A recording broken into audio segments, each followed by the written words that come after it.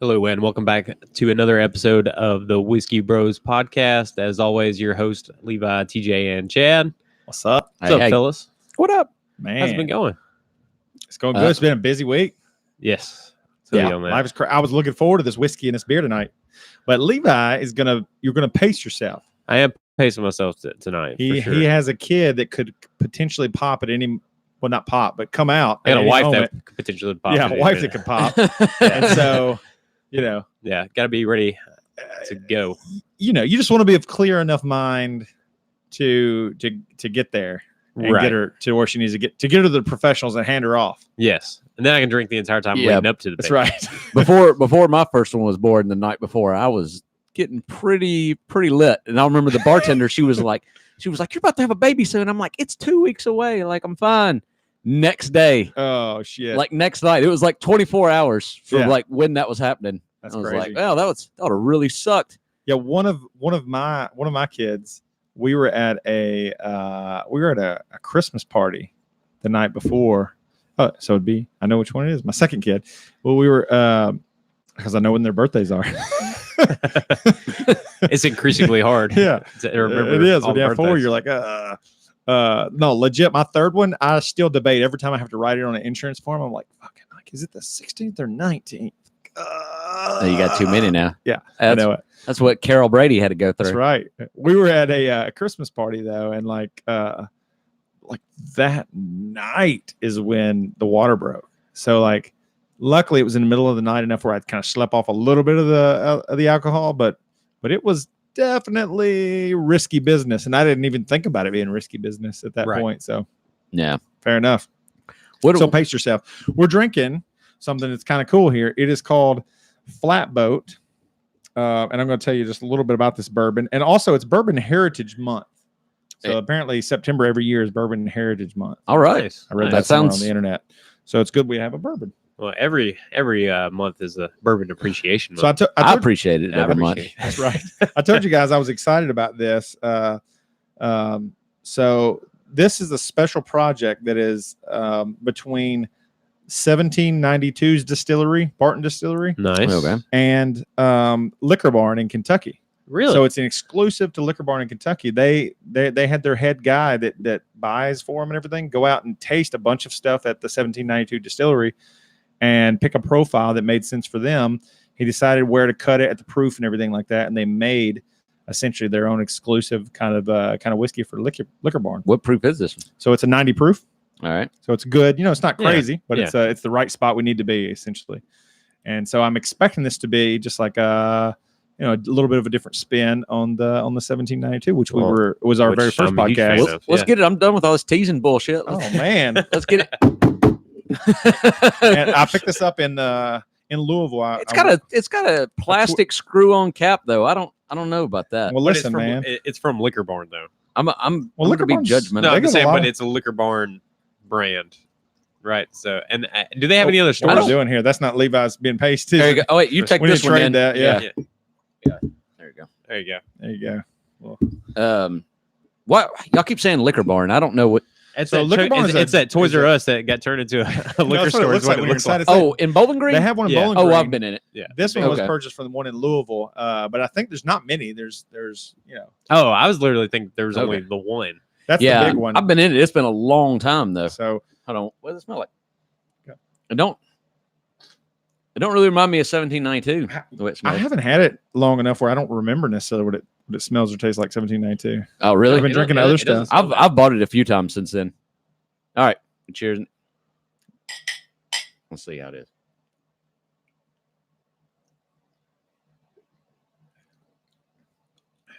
That's odd.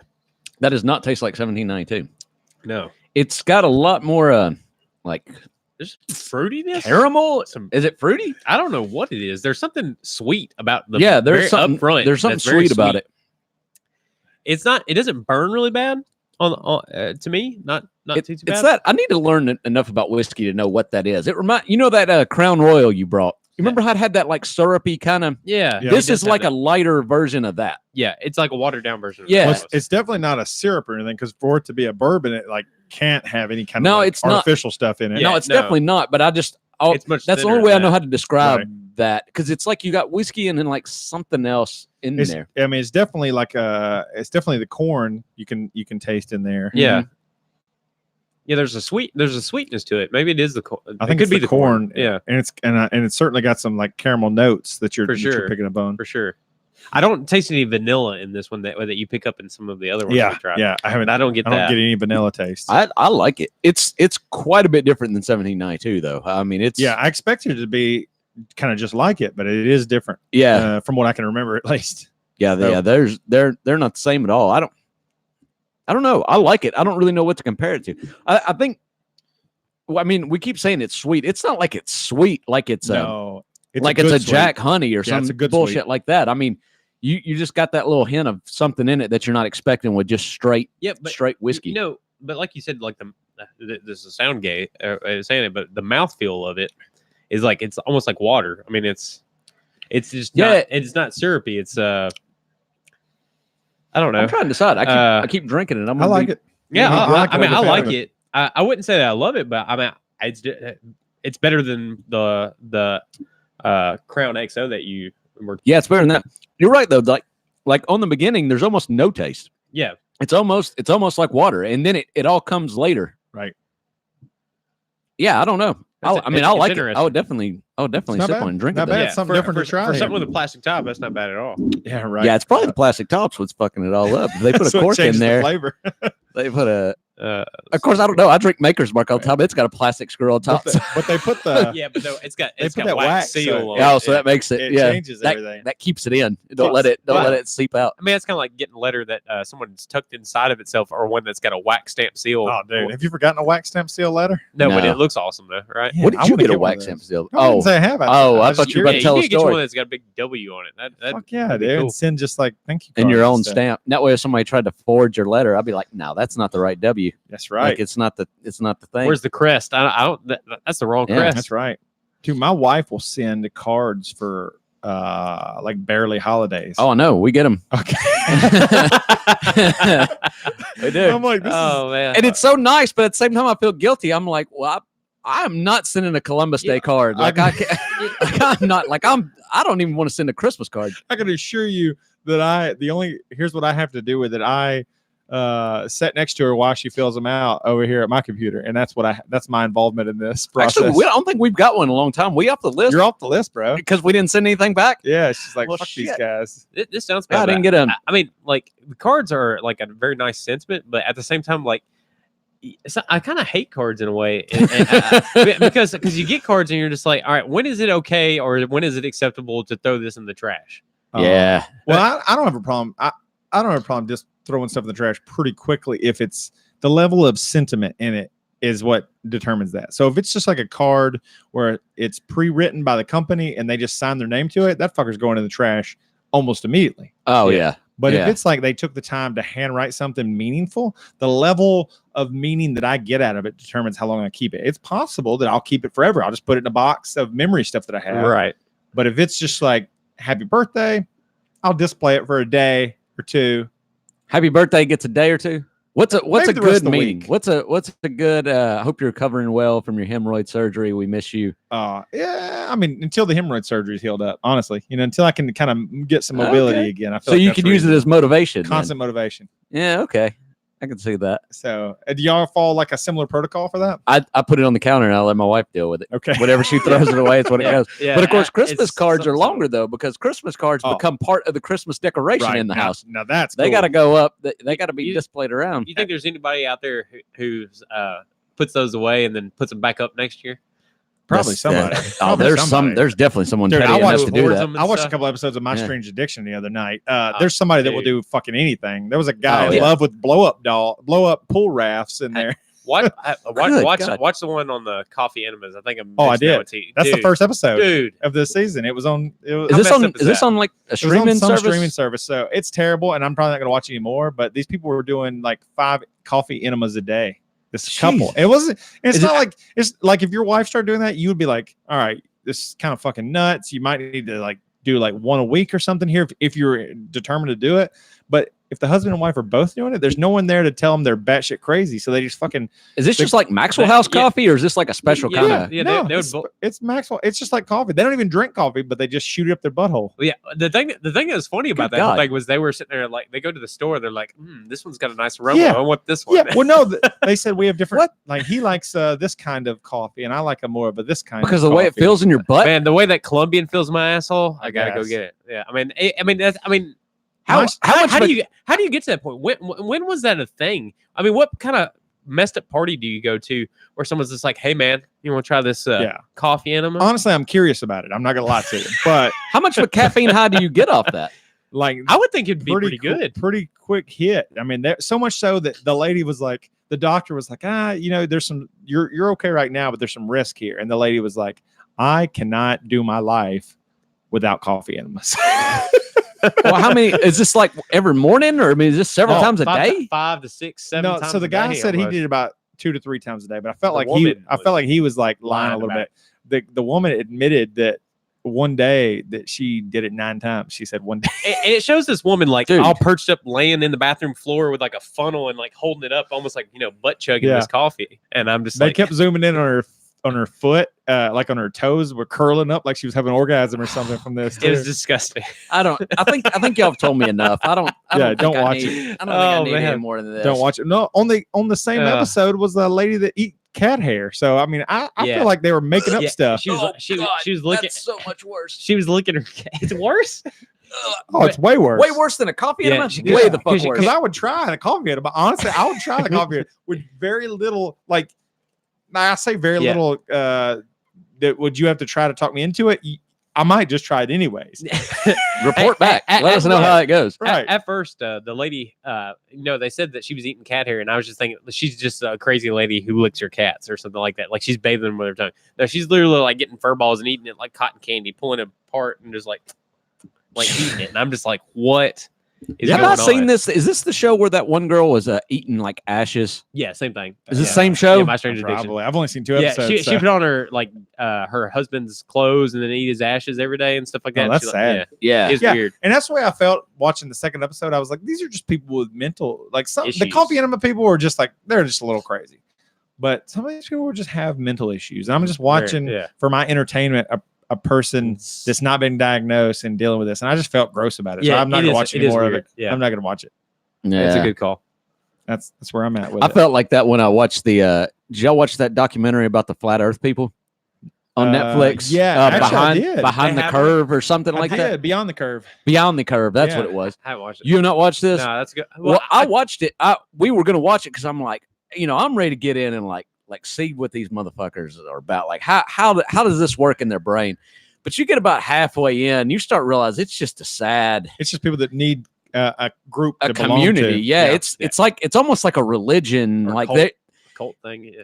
Well, kind of, but it's cult. They just want to belong. Yeah, they just want to belong. That one dude, I mean, he's just a sad guy who like become like this internet sensation for making videos about flat Earth. And I mean, that's the thing. Like, you're never going to convince him because he'll never give up like this life. I mean, and it's I don't know. It just become not funny anymore. It's just like these people are just. I was interested, but for a different reason. I wanted to watch it just because I was interested in their interactions with each other. Yeah, and that's why you start figuring out why they'll never actually try to like find their own proof to prove that the Earth is flat. Like, they're never going to go beyond just like their bullshit that they say because they don't really want to. Right. Like, they don't want to lose what they've got. They don't want to lose that community that they've got. Can you imagine though being born before certain scientific discoveries were had? Like, and imagine like looking up at the stars and trying to like figure that out for yourself before we knew as much as we knew.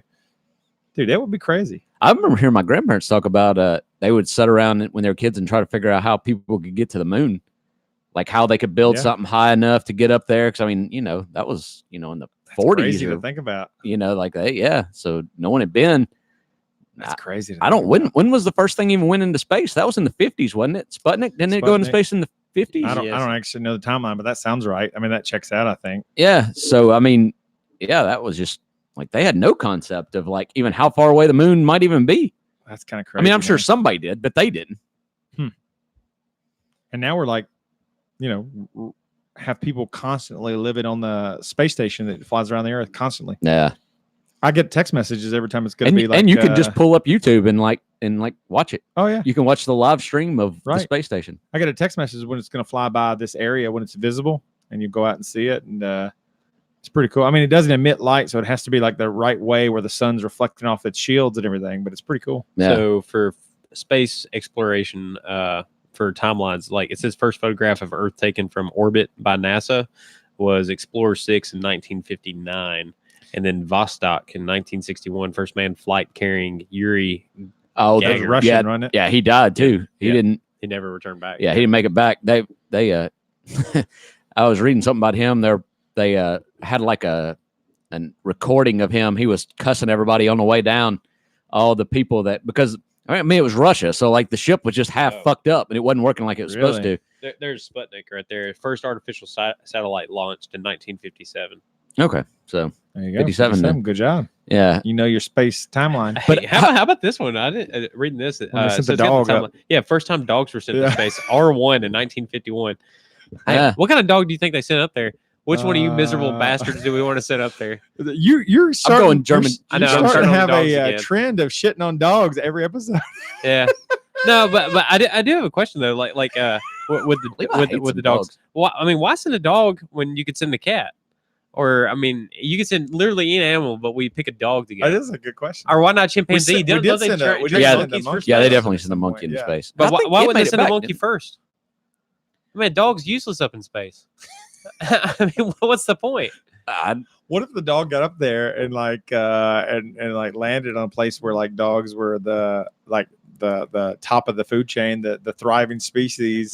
Like Rick and Morty. Oh, like yeah, I didn't see this. or like I'm literally just like a Planet of the Apes. There's like this but it whole was dog dogs race. running Yeah. it, yeah, yeah. that's what I'm imagining.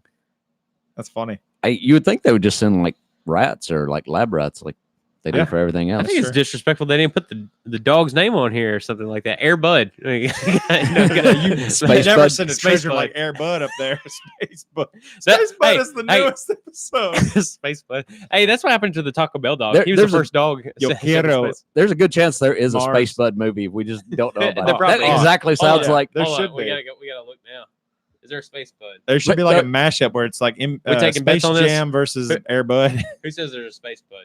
I There's don't- not a Space Bud. But you were talking about the space station and all. Like I remember there was a few years ago that astronaut was on the space station and he was doing like an online interview Yeah. with people like on whatever, some social media. Oh my Holy God. shit, it's there. Space buddies. And it's a bunch of them. It's a bunch of the It's buds. his kids. It's Wait, fucking one brilliant. one small step for dog, one giant leap for dog kind. Oh, show the Space camera. buddies. Show the camera. Dude, that's great. Yes.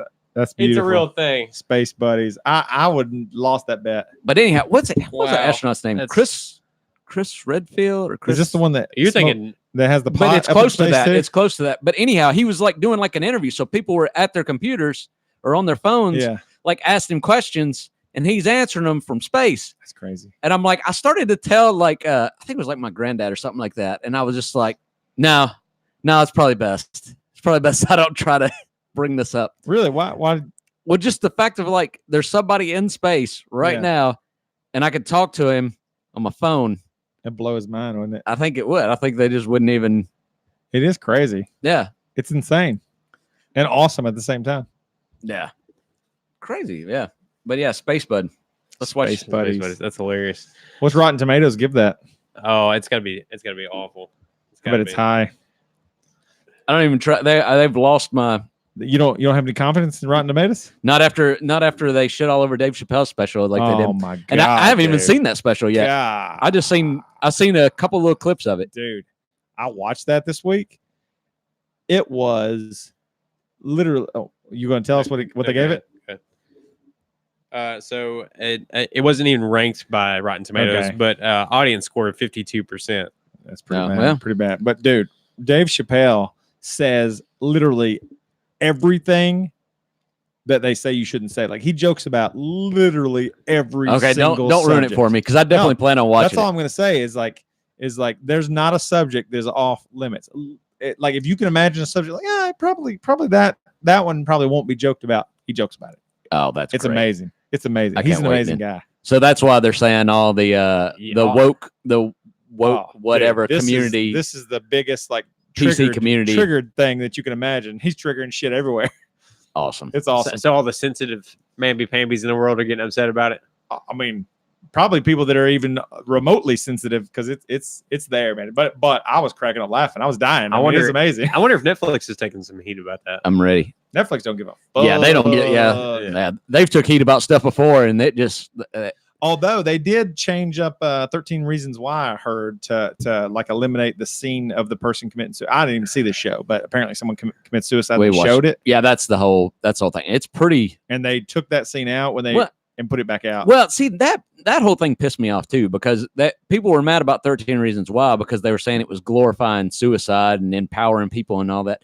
And you could, I mean, I didn't watch the second season or anything because the first season's pretty well the show, but like you would think that if you watched maybe the first episode or the first 2 episodes, like, yeah, it seems like this girl killed herself and she's like kind of running the show, but it gets pretty fucking rough by the end. Like it's not an empowering thing at all. It's a very sad story. Is it bringing awareness to suicide? Or it did for me. It made me start thinking about how like my kids, how I need to make sure that like, you know, just because I don't see it as a big deal doesn't mean they're not going to see it as a big deal. Right. And to keep that open communication with them. So as a parent, it's certainly brought awareness to it. Like I can't imagine coming home and finding one of my child has killed themselves. That's got to be like I don't the think worst thing possibly that could ever happen. Yeah, I don't think there's anything that should be off limits. If it's good and people get something out of it, whether it's entertainment, whether it's a message, then people will watch it. If it's shitty, people won't watch it. Well, like I said, people were giving that show shit because they were saying it was empowering suicide. It was making it look like, you know, anybody could twist that and spin that way. Like I said, and if you watch the first episodes, I would agree because I thought it too when I first started watching. I'm like, this is fucked up. But you gotta stick with it, and then you don't feel that way anymore. But they said the same shit about Ozzy Osbourne's song "Suicide Solution," which I mean, you know, what do you?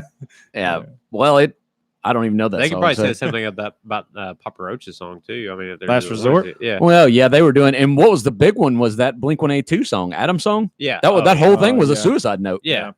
And there was a kid that killed himself and left that like on repeat. Yeah. I remember hearing that. Yeah. So like for everybody to find. So that's heavy. I mean, that's fucked up. But I don't know. It's kind of hard for me to think that media just like. There's no way this kid was like normal and then he listened to Adam's song and was like, well, probably the best thing I could do. You know, he was probably kind of on edge anyways, which is why I think kind of, you know, did it push him over the edge? I don't think so. I mean, I don't know. I don't know him. His life pushed him over the edge is what happened. That's just a convenient excuse for somebody to latch to. Well, I think it's an interesting conversation of, you know, your what your music and all that are you listening to this music? You know, because you'll see people that'll start listening to something, watch something, and they'll start changing who they are and all this. Like, is it because they're watching that, or are they looking for something to fill something that's going on with them, anyways? I think you see what I'm saying? Like, I think it's both. So if somebody's like. Somebody's like, well, they're listening to all this angry music and they're angry all the time, or are they angry all the time so they like listening to angry music? I think they're looking for something to resonate and relate to. But I think it's both can be true. With art. Think both can be true for sure. I think some things can be influenced, and I think it can bring it out of you. But at the same time, like, should you be expressing it? Like, if you're angry and you got it bottled up, and music helps you express it, right?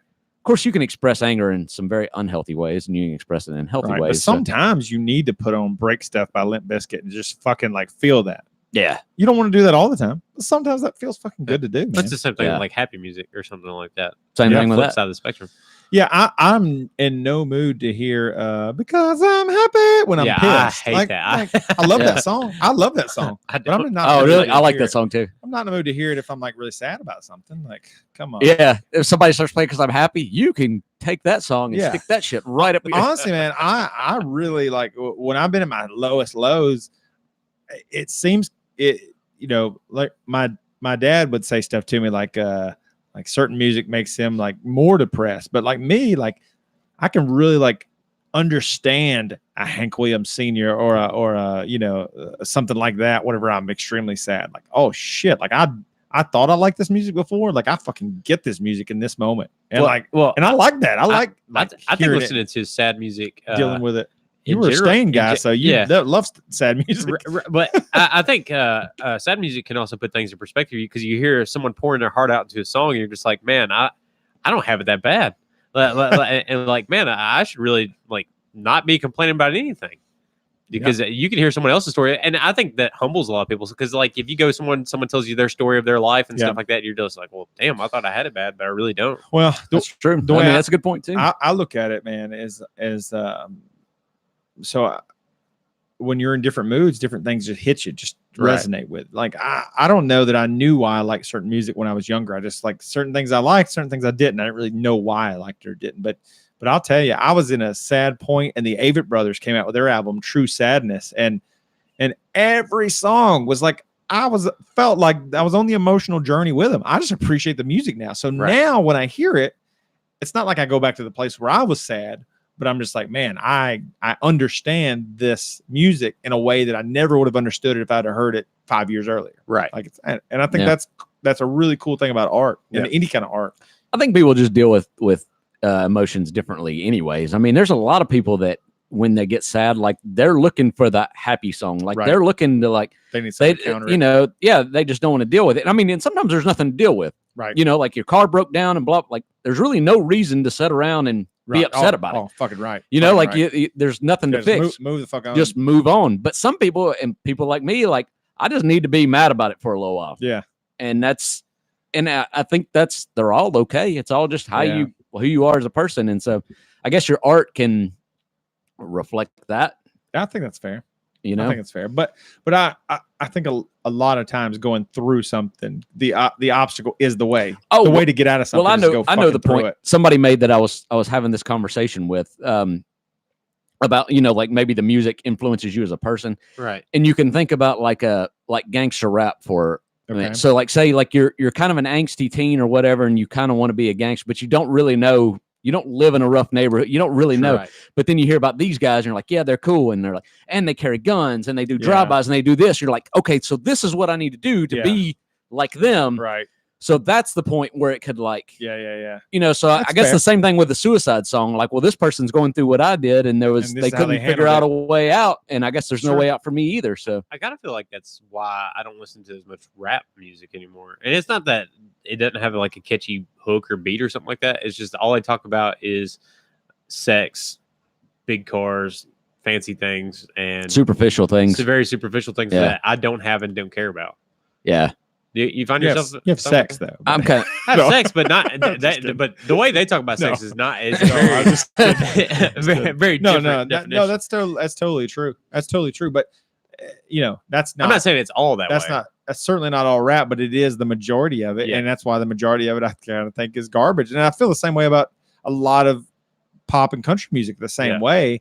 And I don't want to be the guy that's like, oh shit, know what's popular. But I mean, any music that's like that, it is at some point, and you mature enough where you're like, okay, this doesn't speak to me anymore the way maybe I used to like this kind of stuff. So, but I do get what you're talking about if you're having trouble trying to figure out an identity, and you get that from movies, from music, from different places like that, you kind of map something onto you until you see if it works or doesn't work. You emulate certain things. Well, I was 100% on the side that we were already talking about. Like your art imitates what you're feeling and what's going on. And someone made that argument to me, and I'm like, that makes a lot of sense. Like that may actually be, because even if you take a song like Break Stuff, like maybe you're mad and you're just like, you know what, I should just fucking throw something down. Right. And break, instead of dealing with it in a more healthy way, which I don't know, I guess breaking stuff could be a healthy way depending on what you're breaking. But I've never I've never heard that song and be like, I should break stuff. I'm just like, this feels. That's probably a shitty example. But no, I mean, it is a great example. Some people might do that, but to me, I'm just like, this feels the way that I feel. It has the same same wave. It's on the same wavevelength, right? I'm not going to break shit, but I feel like I want to break a bunch of stuff. It's that's the way I feel. But even like martial arts, the way that Nate Diaz flips his double birds and don't give a fuck. There's some days when I really channel my inner Nate Diaz. I'm just like, man, I just want to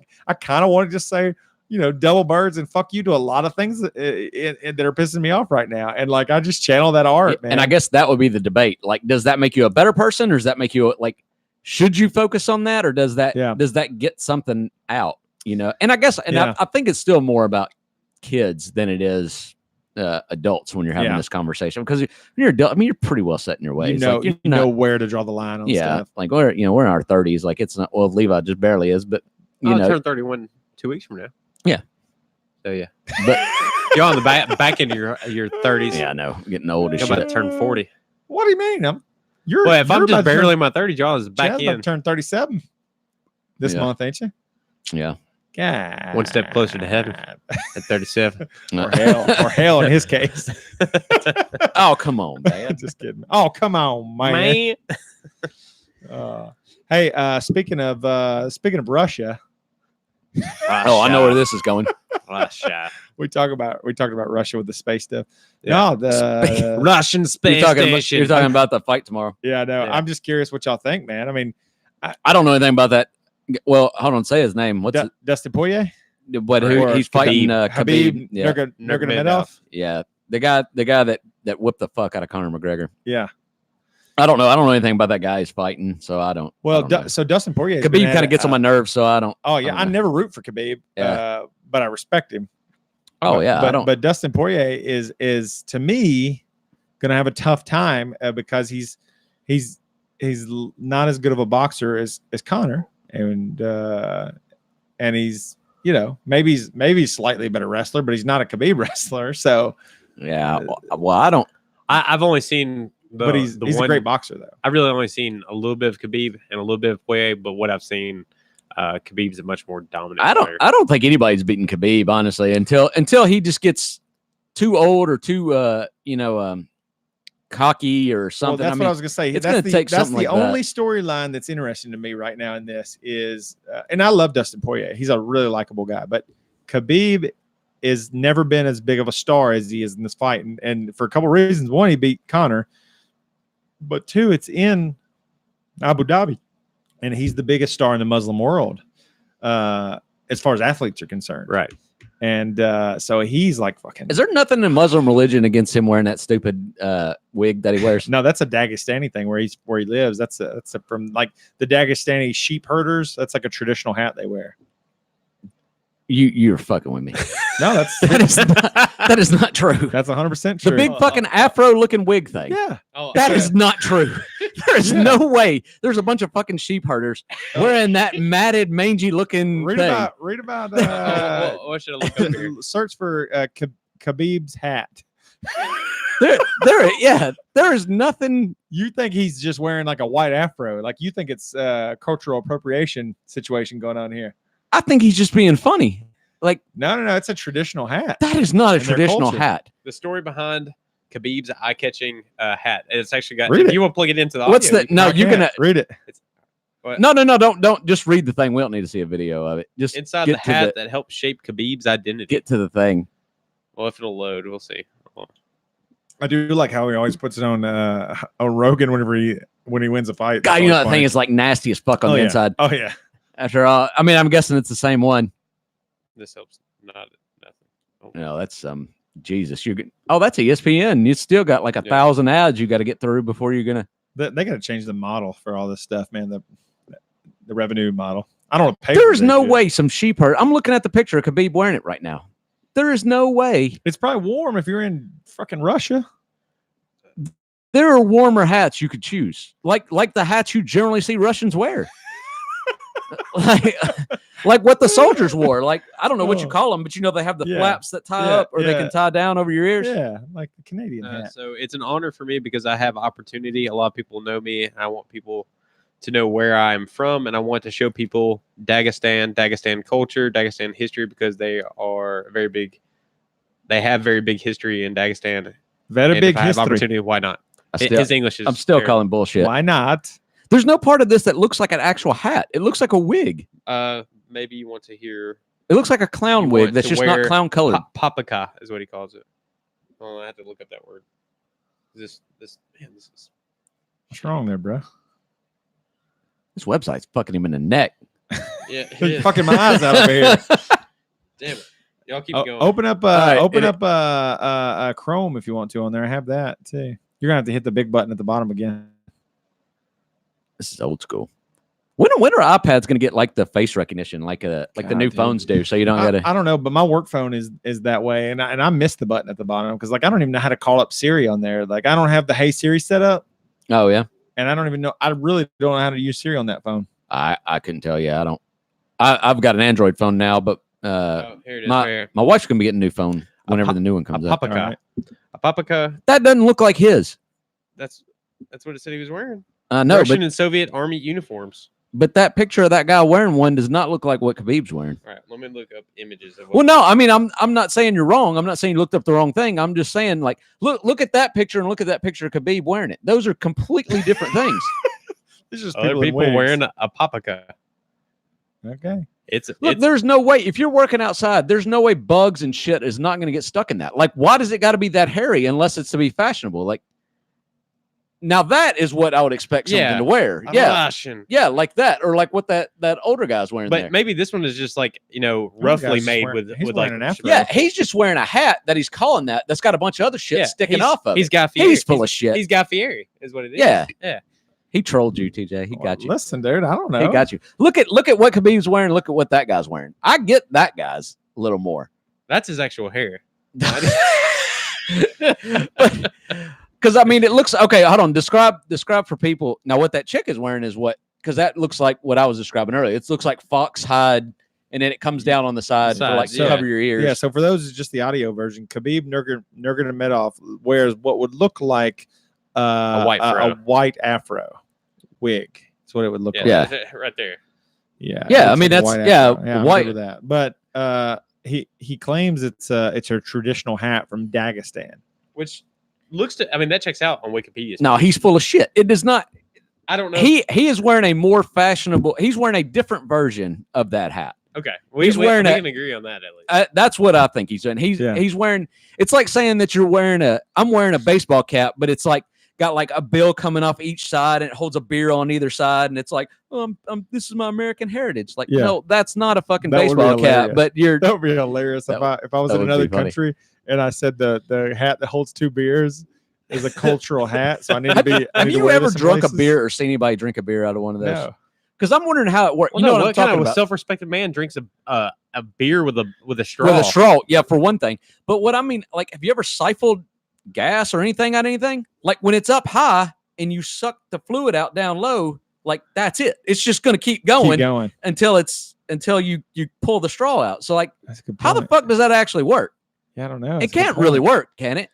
It works kind of like the coffee enema, just keeps going until it's done. Yeah, I mean the coffee enema is the same thing. I mean that's why she holds it up high. Yeah, because it's basically siphoning it out. Does it hold the beer up high, or is it low? Is it set low in the? Well, I think it just kind of sets flush with a hat, which would be above your mouth. Yeah. Yeah, I don't know. Now I'm having trouble. And the straw still goes up and then down. I mean, I guess you could drink it and maybe like pinch off the tube. Maybe it has like a valve, kind of like the backpacks, like the Camelback valves. But then Levi makes a good point too. Like that thing's just going to be foamy as shit. That's all you're going to be drinking. No one is actually drinking beer out of one of them stupid ass hats. There's no fucking way. I know what I'm getting you for your birthday. Yeah, welcome back to another segment of Chad shits on various hats. Yeah, various hats. Let's talk about a beret now. I was gonna say no, but I have shit on 2 hats. How do you feel about those Chinese hats that look like a symbol, like a drum symbol? Oh yeah, like Raiden. Oh, those things would be pretty fucking cool, actually. You think those are cool? Well, because they would keep rain off of you, they keep sun off of you. You think if you were wearing that and it was raining on your head? Yeah, basically. Yeah. But it would keep sun off of you. But I bet they're light. At least not that bad. It seems functional, I guess. I'm sure those hats have a name. Sure, we're being shit. We're getting Amber Alert right now. Oh, well, I'm glad. I'm sure it's like Clarksville, Tennessee. Well, it's not too far away, but generally I get an Amber Alert and it's like 3 hours away from here. Yeah, golly, everything's going off. Yeah, every phone in here is going off.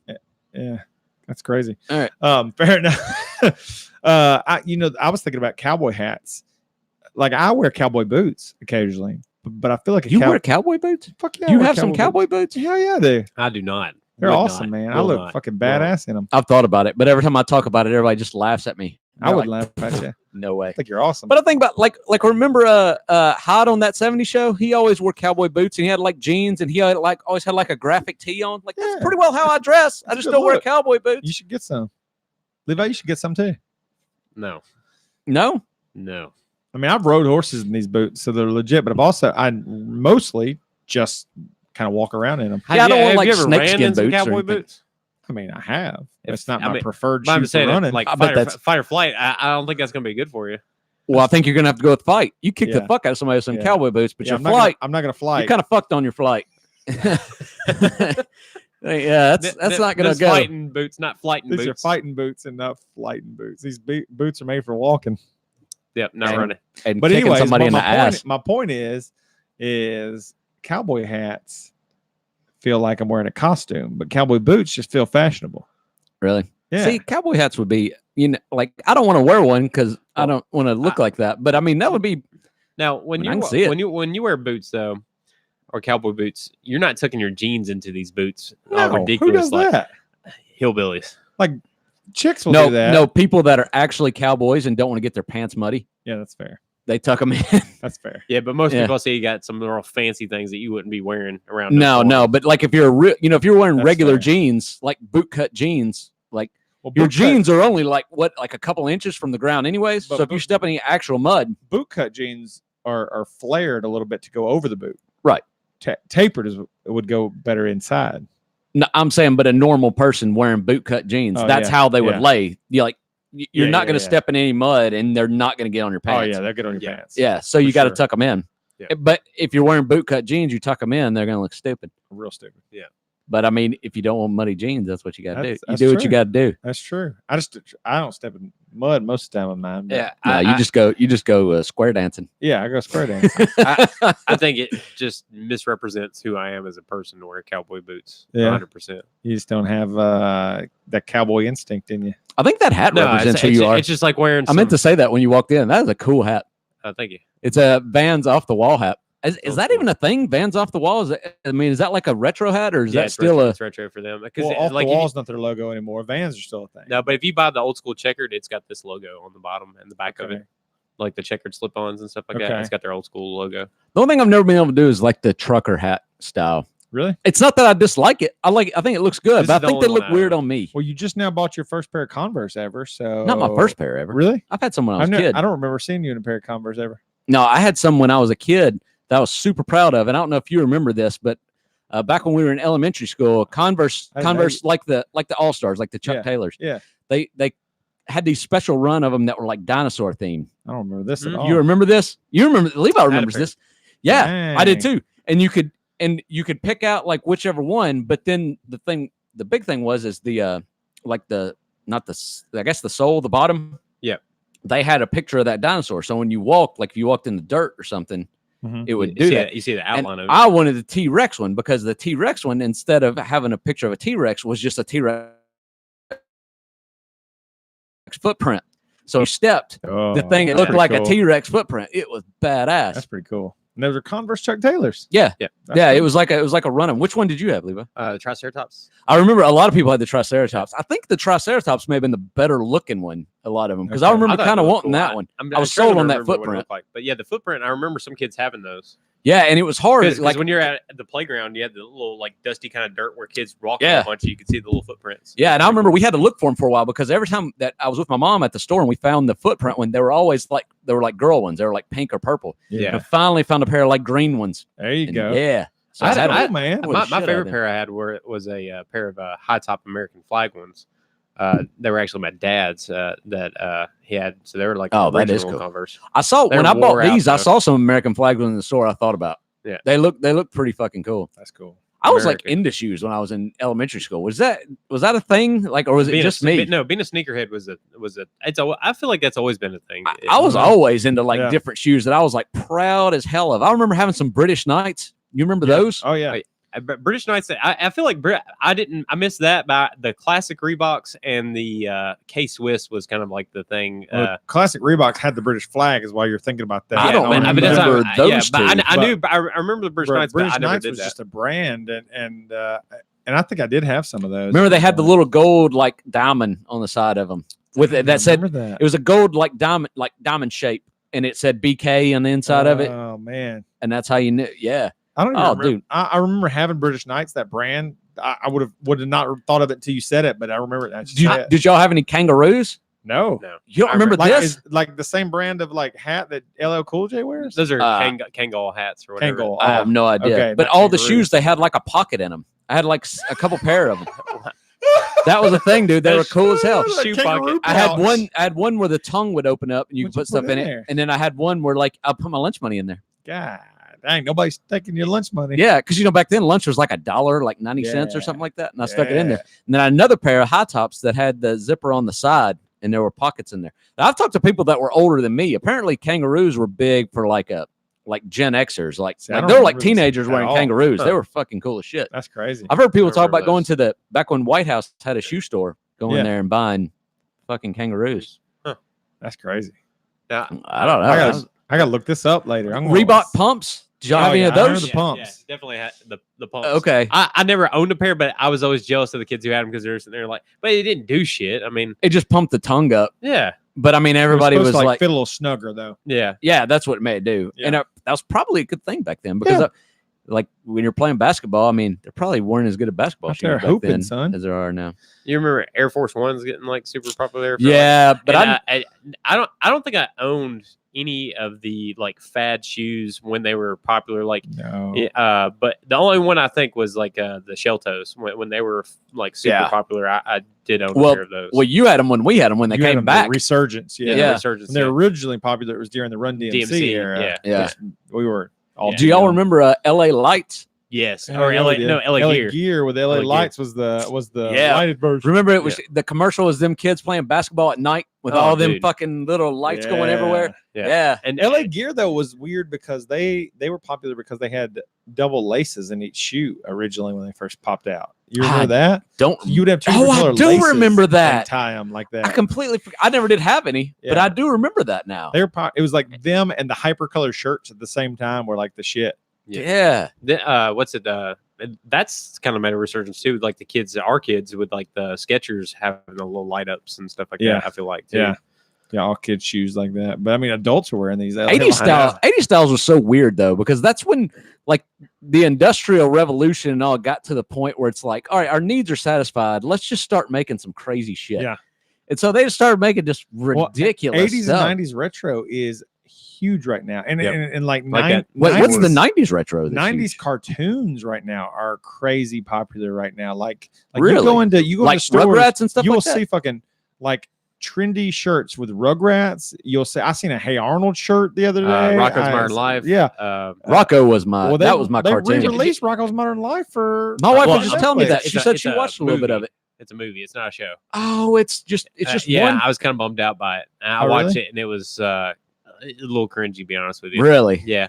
I mean, it's that's- worth that's watching disappointing. just for the nostalgia. But I mean, I had other a than couple that, of drinks and put it on, and Well- I think I fell asleep like almost immediately. So I almost don't want to tell you remember part of much. it, but I don't want to ruin it if you're going to watch it. But Well, I don't it care. just Go ahead. Go ahead. You remember? Hey, spoilers for Rocco's Modern Life movie. If anybody's going to be too. Okay, yeah. two- Spoiler. Well, we ain't got to my spoiler Three. segment yet, but Yeah. we'll get there. 2 But 1. on this, you remember the Fatheads or the Big Heads. Mr. Big Heads, but Yeah. they had the show called the Fatheads. His son made a show called the Fatheads that Rocco and Hef watched all the time. Yeah. It's two like right. green, ugly things that would beat each other's head. Yeah. That was based off of the Big Yeah. Heads. I haven't watched the show in like but- since it was like on TV. His son Ralph or whatever is the one who created the show, and apparently now he's like super rich and became transgender, and they do all this like weird like cliche modern taboo things that are happening in the world today and add it to Rocco's Modern Life, which is just to me I was Wasn't just that kinda part of like the old cartoon though? Didn't he go and get popular and like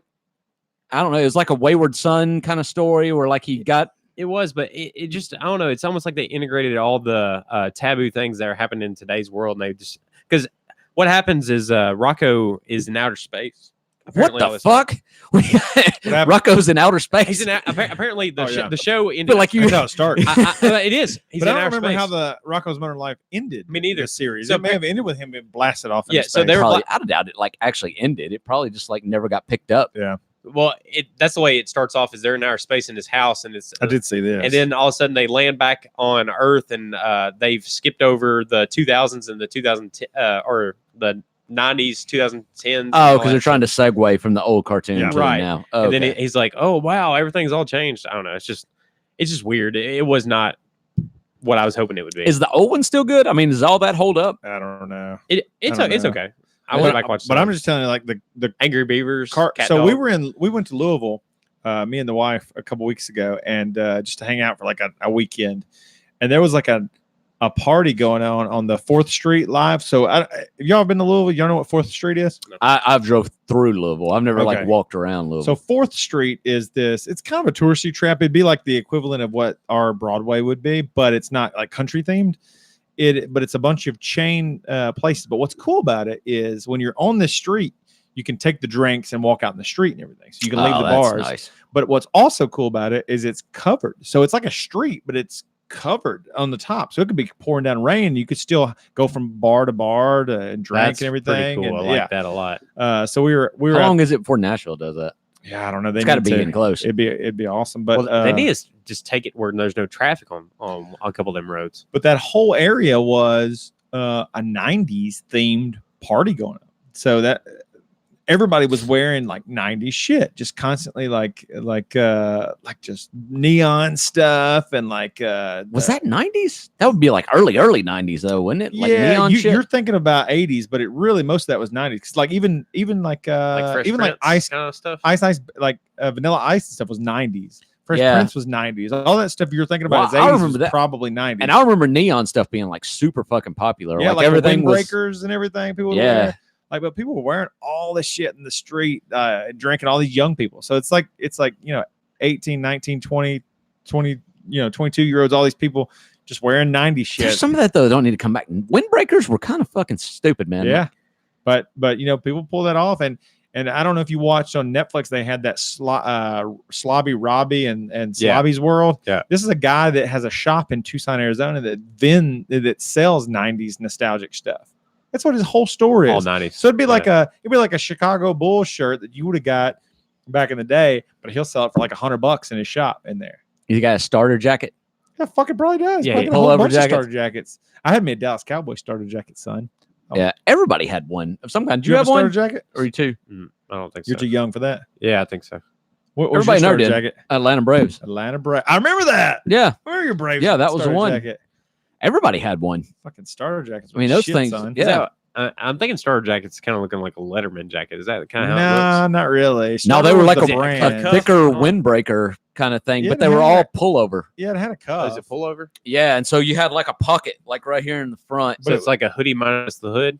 But it wasn't like the hoodie material, Yeah, it's Oh, like windbreaker kinda like the- material. like Well, I a don't thick want- windbreaker material. Kind of like the one Marty wore at our first job. He'd always wear like a put over. Oh, you're talking about Marty, a person we both know. Yeah. I thought I was I thinking want- like Marty McFly. No. You know what I'm talking about. No. Yeah, He'd always. I don't it's remember like what he a, wore like now. windbreaker kind Can't of tell thing. you what he wore, but yeah, probably that, something like that. Yeah.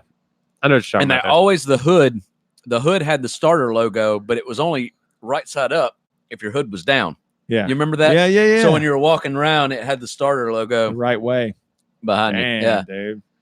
That's cool. yeah, But- that was. This sounds not cool, no, but it's fucking cool. I'd wear one today. It really wasn't I'd cool. rock No, that they were shit pretty. today. They were pretty fucking. Nah, I would not rock I'd that shit today. today. I do not believe you I'd rock it everywhere. with your I cowboy go. boots. Yeah, fuck yeah, Cowboys starter and cowboy boots. No, man. that'd be awesome.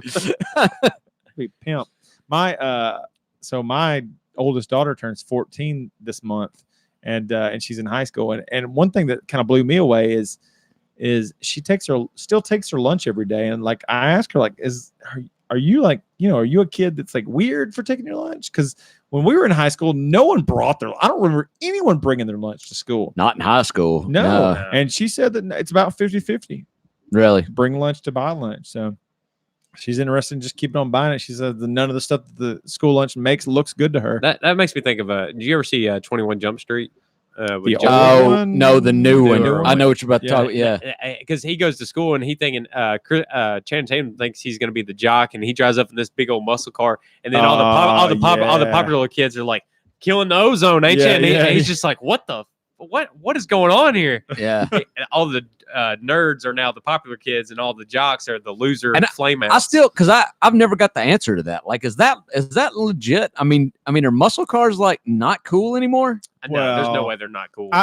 I Not think here in the that's- South, at least. It's got to be Yeah. still cool. I I feel think like that's a thing that would always be cool. I feel like it I can never feel- not be. I mean, cool, I'm sure right? there's like to somebody it's not cool, but hell, back then it was not cool to somebody. Movies also in like California, which is probably culturally a little bit different than Right. what we're going to experience here in That's the true. South. That's true. But yeah, and two, it's a movie because I mean, I don't remember what it wasn't like a Chevelle that like looked fucking Yeah, dude, it was rad awesome. as fuck. Is it either Camaro or Chevelle? Yeah, Like anybody, anybody that's in high school, it's gonna be some piece of shit. Yeah, It's like yeah, barely yeah, holding yeah. itself together. for sure. And they're like a girl's not going to ride any of it, not because of it's a Chevelle, but just because it doesn't have might any not air make it there. conditioning. And Right. like the seats are uncomfortable as fuck. You're like, nah, nah, I'm gonna my ride in uncle this Acura. had a Chevelle when he had it for years and he souped it up. It was great eventually, but I remember when he first got it and I was a little kid and I rode the back seat and the exhaust wasn't even like full, so it was like smoke coming in through the Oh, cracks. great! and, You like- almost died. That's probably what was in that's actually in high amazing. school. Yeah, Fair enough, man.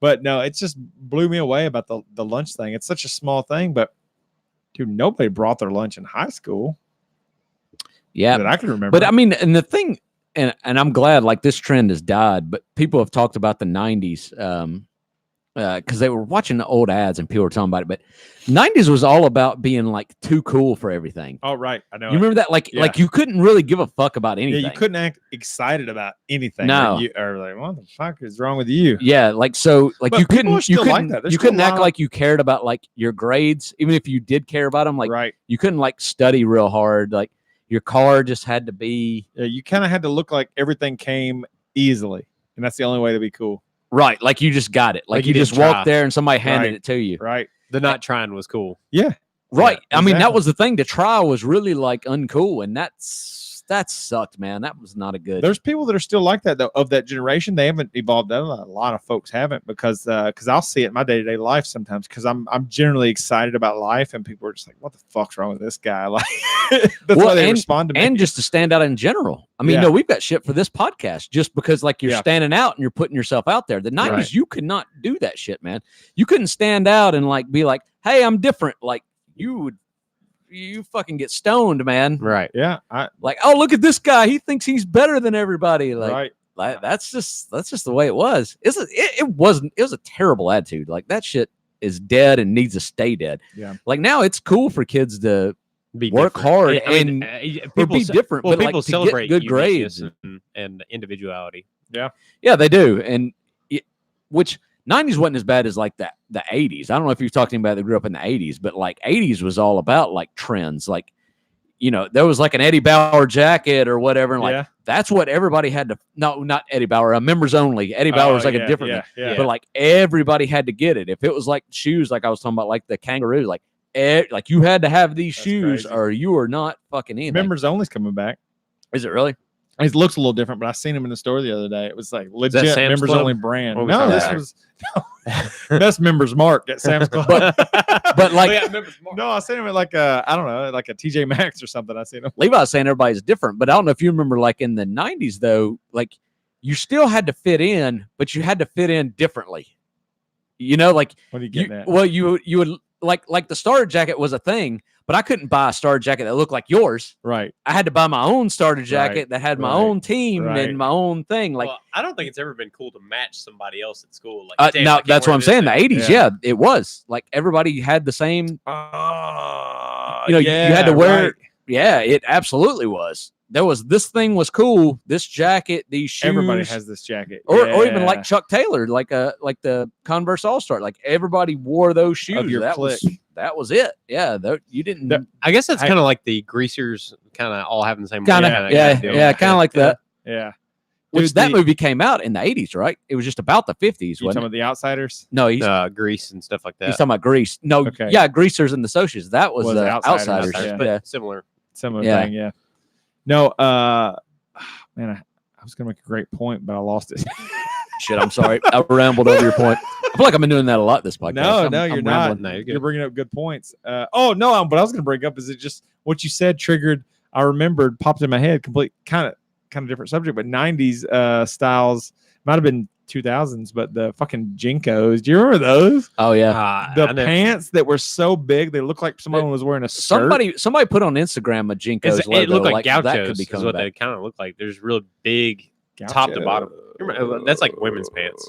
The gauchos, where it's like all flowy. It's like way too much fabric. It almost looks like a dress. Yeah. But it's not a dress. But these were denim like that, man. Jinkos got way fucking flare. Remember, you could buy them by the measured by the flare. So you get like 32-inch Jinkos, and that wasn't a waist. That was the leg. Down. That's so stupid, man. Yeah. It's so dumb. It's like a bell bottom, except the whole thing is the flare. Yeah, I never did have any of that. I mean, I wore some baggy jeans, but they were never. Yeah. I never did have any of that baggy. We went to Pacific Sunwear a lot of times for our jeans. We didn't go to Hot Topic for our jeans. No, I didn't. Like I said, I've still got some bullheads that are straight up baggy. That were, I mean, Jesus, like. Well, I wore them over here one time. You took my picture and put it on the thing. Like I'm wearing them baggy ass. That's right. Because I was like, I'll put these old jeans on and go over there. And TJ's like, let's go get a picture. Fuck.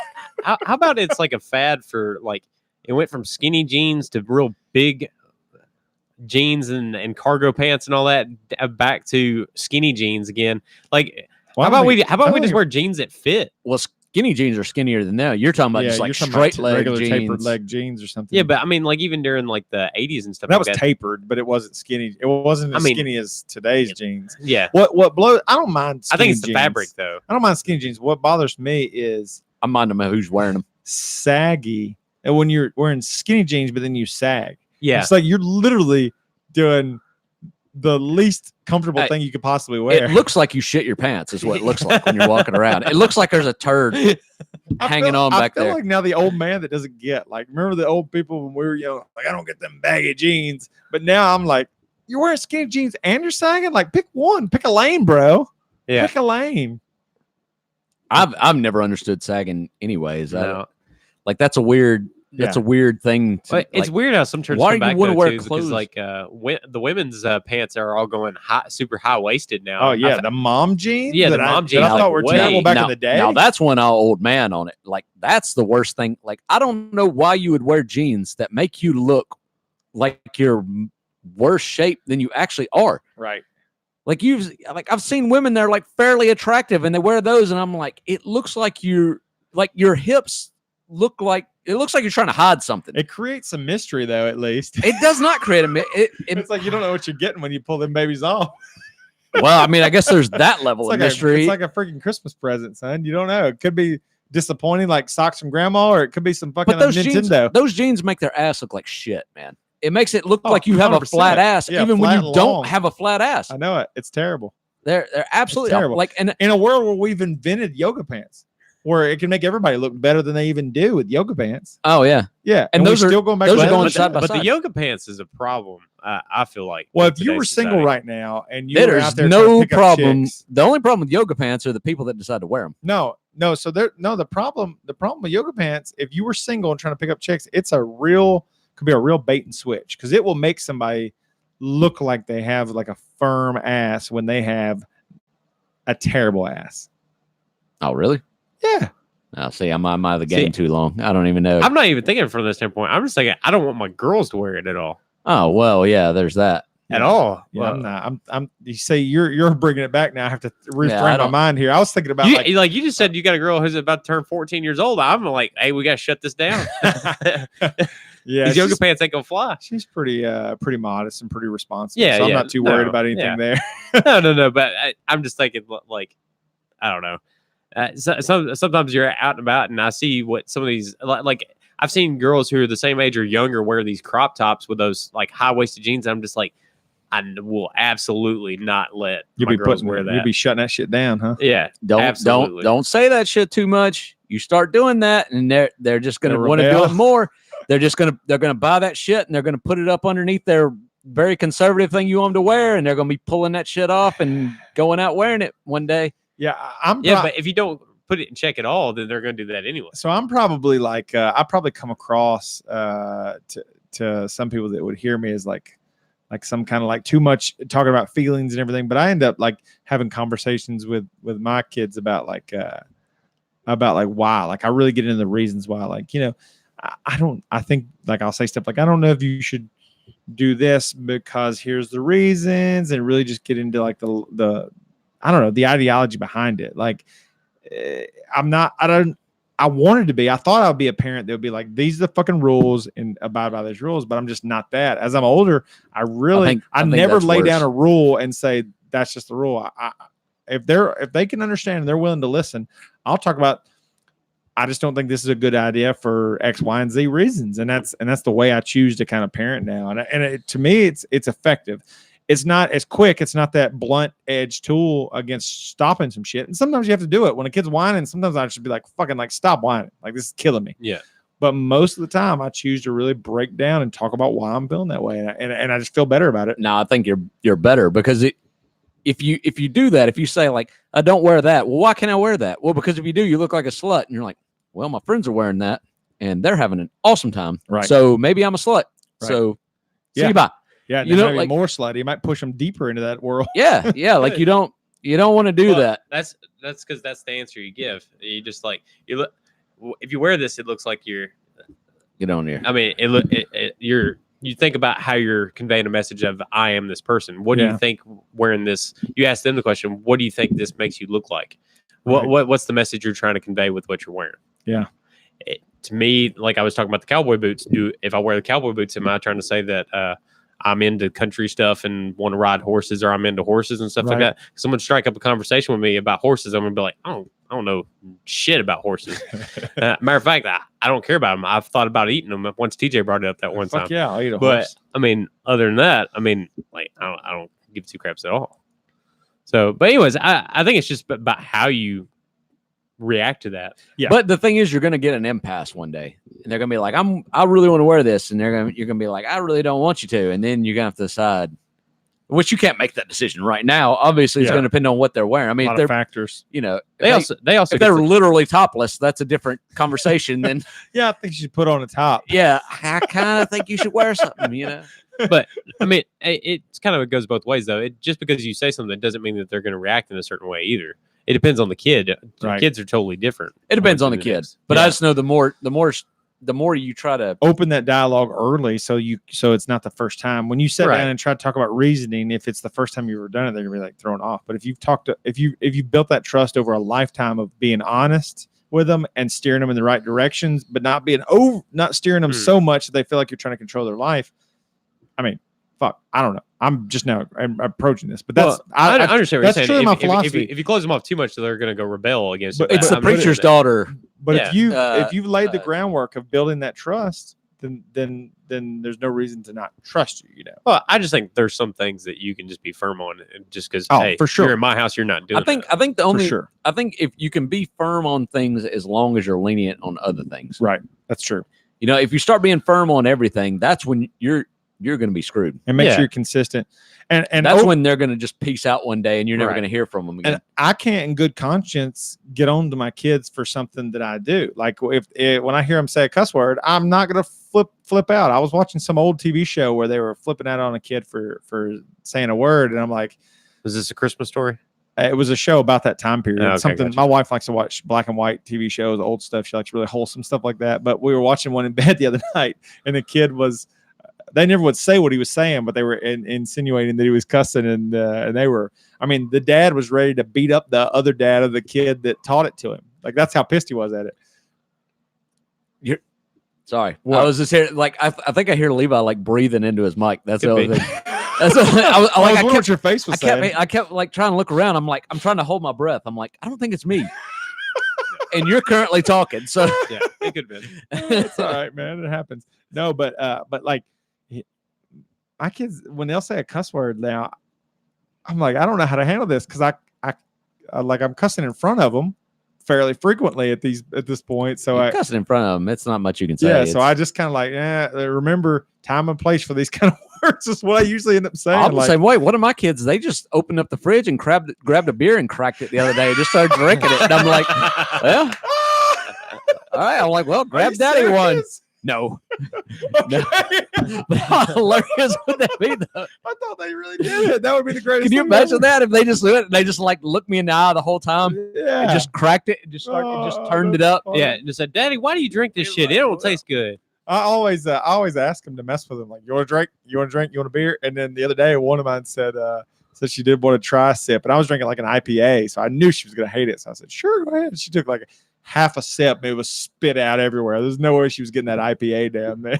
My kids they've both said it a lot, and I'm like, they're like, "Can I try it?" And I'm like, "Yeah." And they're like, and so I'm like, trying to see what they'll do. And so they grab it to try it, and I'm like, hold on, just smell it first. And then if you still want to try it, you could try it.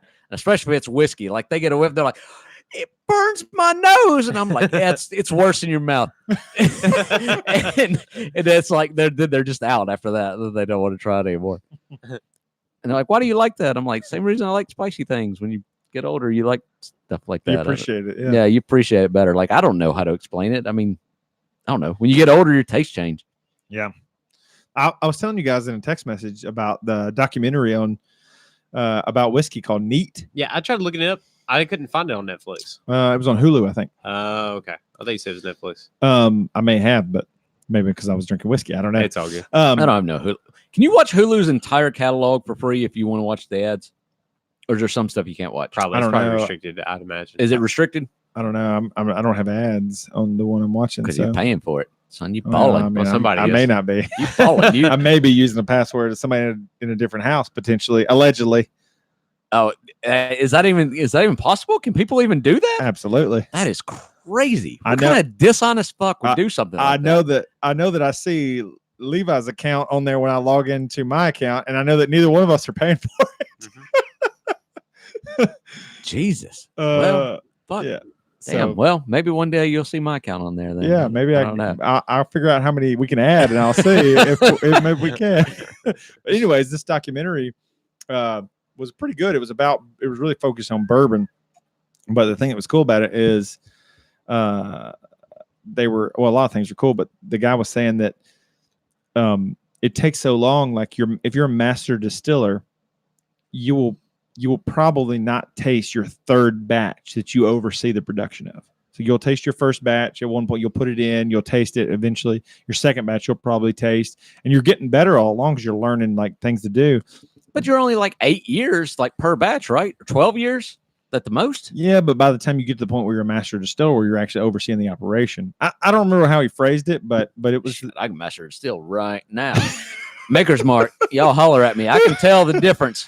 I can tell the difference in these batches. But the guy said it real poetically, so you should watch the thing. But he was like, when you're tasting someone's third batch, they chances are weren't even alive to taste this third batch of whiskey that you're drinking, and it's their kind of magnum opus, their kind of masterpiece. It'd be their best one. So it was really fucking like, God damn. I was like, I want some whiskey right now. Yeah, I think that about a lot of things though. Makes you want whiskey, or Yeah, pretty much. It's like, oh, the TV's on. Kind of want some whiskey. Hey, how fucked up will you be if we go downstairs after this and turn on the TV and it's like your Hulu account's been suspended? oh goddamn. That's not my account, so I don't care. Yeah, chances are. No, but I mean that would be fucked up though, wouldn't it? I would long for the day where we get enough viewers where Hulu's actually alerted that quick. Yeah, I know that's the thing. We got no viewers. Like I said, if it happens like that, it would be like, know that'd be fucked up, wouldn't the it? fucking man is watching us. Well, I think we're on the cusp before too long where all like Disney streaming services and all that other kind of stuff is about to hit the stuff. And Yeah, your brother Netflix was talking and about stuff that like last podcast. Yeah, but I mean, like I didn't realize how soon that all that stuff's going to start, coming to the forefront. Yeah, and it's going to be just like cable again, where you're going to have like 10 things you got to subscribe to. But it's like you're Right. getting all these things a la carte. And, well, I got this subscription to watch these shows. I got this subscription to watch these shows. I mean, as long as they don't make you sign up for a fucking year, where Yeah. you can just get in and Opt out. in and out. Yeah. Which, by the way, I mean, I still paying for HBO Well, just because we keep watching shit. I mean, well, I'll tell you who's going to win this battle is whoever. it's Disney because they own fucking everything. They're definitely not going to lose. Well, I know, but whichever one of these subscription services gets. Wait, don't Disney own Hulu? I don't know. I have no idea. Check that out. Because Disney is a Comcast company, right? No, that's NBC. Oh, okay, I got you. CBS is always on Hulu, aren't they? Fox is what's always Okay. on. Now Disney definitely owns Fox. Then yes, I they know would. that. Yeah, Okay. They would. Now I will say, but I'm just thinking like but I'm whoever definitely getting Disney Plus when it comes out. whoever gets sports and owns the sports world, I think is going to own the large majority of share because you just think about how many people tune in for like college sports and all this other kind of stuff. I'm surprised ESPN still hadn't give the big fuck you and started doing their own streaming and like HBO did, where it was like you can buy it on your own, and because HBO finally Well, you can get ESPN Plus. That's right, the start but of it. that's but- not the thing. Yeah, that's probably how they're trying to like gauge. I mean, they have some audience. pretty good content on ESPN Plus too. It's not a. It's a. I mean, Yeah, I want to see that Peyton's Place is. yeah. I mean, they have some really good content on there. Like, and I'm just an MMA guy, and there's a lot of good content on there. They have Really? they had Daniel Cormier breaking down people's like fight stuff. They have actual fighting events. And then I knew there was basketball, but NBA went to Amazon Prime, had some live basketball events, which was crazy. And football, they did football last year. Thursday night games were showing on Amazon Prime. Really, Yeah. that's crazy. And Twitter kind of got in on it too. Twitter was airing some games. Really, Which was kind of different. And then this year they're talking about ESPN Plus having exclusive rights to Monday Night Football, which they've been doing that on Monday night. Dang. So. I'm pissed. As that goes, now you're You good. You taking don't a talk look? about video games if you want. Hang on. If I roll below a 10, y'all can't talk about video games while I'm gone. Oh, fuck that. Wait, I don't care what you roll. 6. No video game talk. Fuck that. We're talking about video games anyways. So, anyhow, You done jinxed it now. But have you been playing anything? Are you still No, are you still fasting from video games? I played a little bit of Rocket League the other day, but I mean, Your just, your mic is turned and you're away from it. it keeps wanting to. The cord keeps wanting to turn it too, but the Oh yeah, we need to tighten you up there or something. anyways, the video games. Yeah, I turned on Rocket League the other day just to see if I'd lost my touch, and I played 10 matches and I maintained my rank. So Oh, that's good. So I haven't lost it too much. Well, I've gotten into an embarrassing part of video games. You seen WoW Classic is back out? I had seen a little bit something about that. Oh yeah, day one, Go back I into was in. It's so like it's changed so much. And what like I'm not gonna get too nerdy into it, but the thing about WoW, which World of Warcraft, if you don't know the acronym, but back in those days though, the game was so much harder and so much more unforgiving, and now it's like Very anybody can go user-friendly. in there and just do the thing. And it is crazy, like how much more fun it is than it. Like, I mean, I haven't played the regular game in a long time, Right. and I tried because I knew this was coming out, and so I like kind of got the bug, and so I decided to back into it. resubscribe and do it. And I like, dude, I played like 2 days, and I was like, no, I can't do this because you can just walk in and just fucking do everything. You can just, but now it's like the world is like scary and dangerous. It's like, okay, I've got to only fight one thing at a time because if 2 attack me, I am fucked. And so then you got this community going where like you see somebody and you're like trying to talk to them. You are trying to do this together. It is so much fun. Like I don't have hardly any time to play it, but it is a blast. Well, but is it kind of like how Destiny got in a way where you rely too much on needing community help in order to achieve tasks? No, like well, WoW got the other way. Like you basically could just do anything on your own, and anything you couldn't do on your own, you just click a button and it would just match you up with people, And then help them. and no one would ever even talk. Like everybody would just do it. Go. See, now it's like you got to talk it Require out. some Like, strategy. okay, we need this and this and this. And see, back then too, and even now, you had all these different classes. Well, all the classes had their major strengths and weaknesses. Right. And now it's not like all More the well-rounded. classes can do like kind of almost everything. So yeah, like every class has their place, but at the same time, whenever you play a class, you're always thinking like, man, I wish I could do what this other class was doing. But then you play that and you're like, oh, I'm so fucking weak in this area. Like I wish I could do what this class was doing. So yeah, it's a lot of fun. Like I'm glad it's back out. I hope like people in the industry take note of that kind of gaming. I did think about buying Kingdom Hearts 3. I've heard bad things I about have it. to. I have to, and that's why There's no I even haven't. Final Fantasy in it. Yeah. If anybody that's listening don't know, Kingdom Hearts was a game that Squaresoft did. So it was a Final Fantasy matchup with Disney. So they're in Disney World. Disney characters, Worlds. Disney Yeah. So they would go to like the Alice in Wonderland world or the Tangled, the- Frozen, whatever. Right. God damn it! What are we talking Right. about? Video we're games. talking about movies. But anyhow, there were like Final Fantasy characters mixed into this okay. because it was a SquareSoft game. they're So yeah, it was, but they were great. Like they kind of took the stories and redid them, so you're reliving these Disney stories, but kind of in a different light, and they're really good. But apparently, in the third one, which took them like a fucking decade to 13 make, years. yeah, and there's no like it's all Disney, and they're saying the story is just like nothing, like Yeah, it's not even there. And that's what everybody said. The gameplay, they said the gameplay was amazing, and that the story was absolute garbage. Yeah. And it And it was a shame because when I bought my PS4, that was a big thing when me buying it. I'm like, all right, Kingdom Hearts is coming out and I'm going to get it. And then I didn't. And then, yeah, now I'm kind of glad that I didn't. Yeah. So, I mean, I thought about it just because I thought the kids might like it. But even so, like, the story I've heard was like, I was the same thing. I'm like, they will love to like sit here and watch me play through this. Yeah. And now I'm like, you know what? I should try to get the PlayStation 2 back working and play through that one. Right. Yeah. They would like those a whole lot better. I started one of the Kingdom Hearts games once, and it was pretty good. Something happened, and I just never did get deep into it. They're not hard. Yeah. I mean, they're not hard games, and they've got that. They're definitely like got this fantasy, like a Final RPG, Fantasy like a Final game, Fantasy like. 10 But it's like element to it. Mickey is like the chosen warrior of whatever that no one can find, and like it sounds like the dumbest thing ever. But it's actually pretty good. Well, somebody was telling me like play it. When the first Kingdom Hearts come out, it had been out for a long time.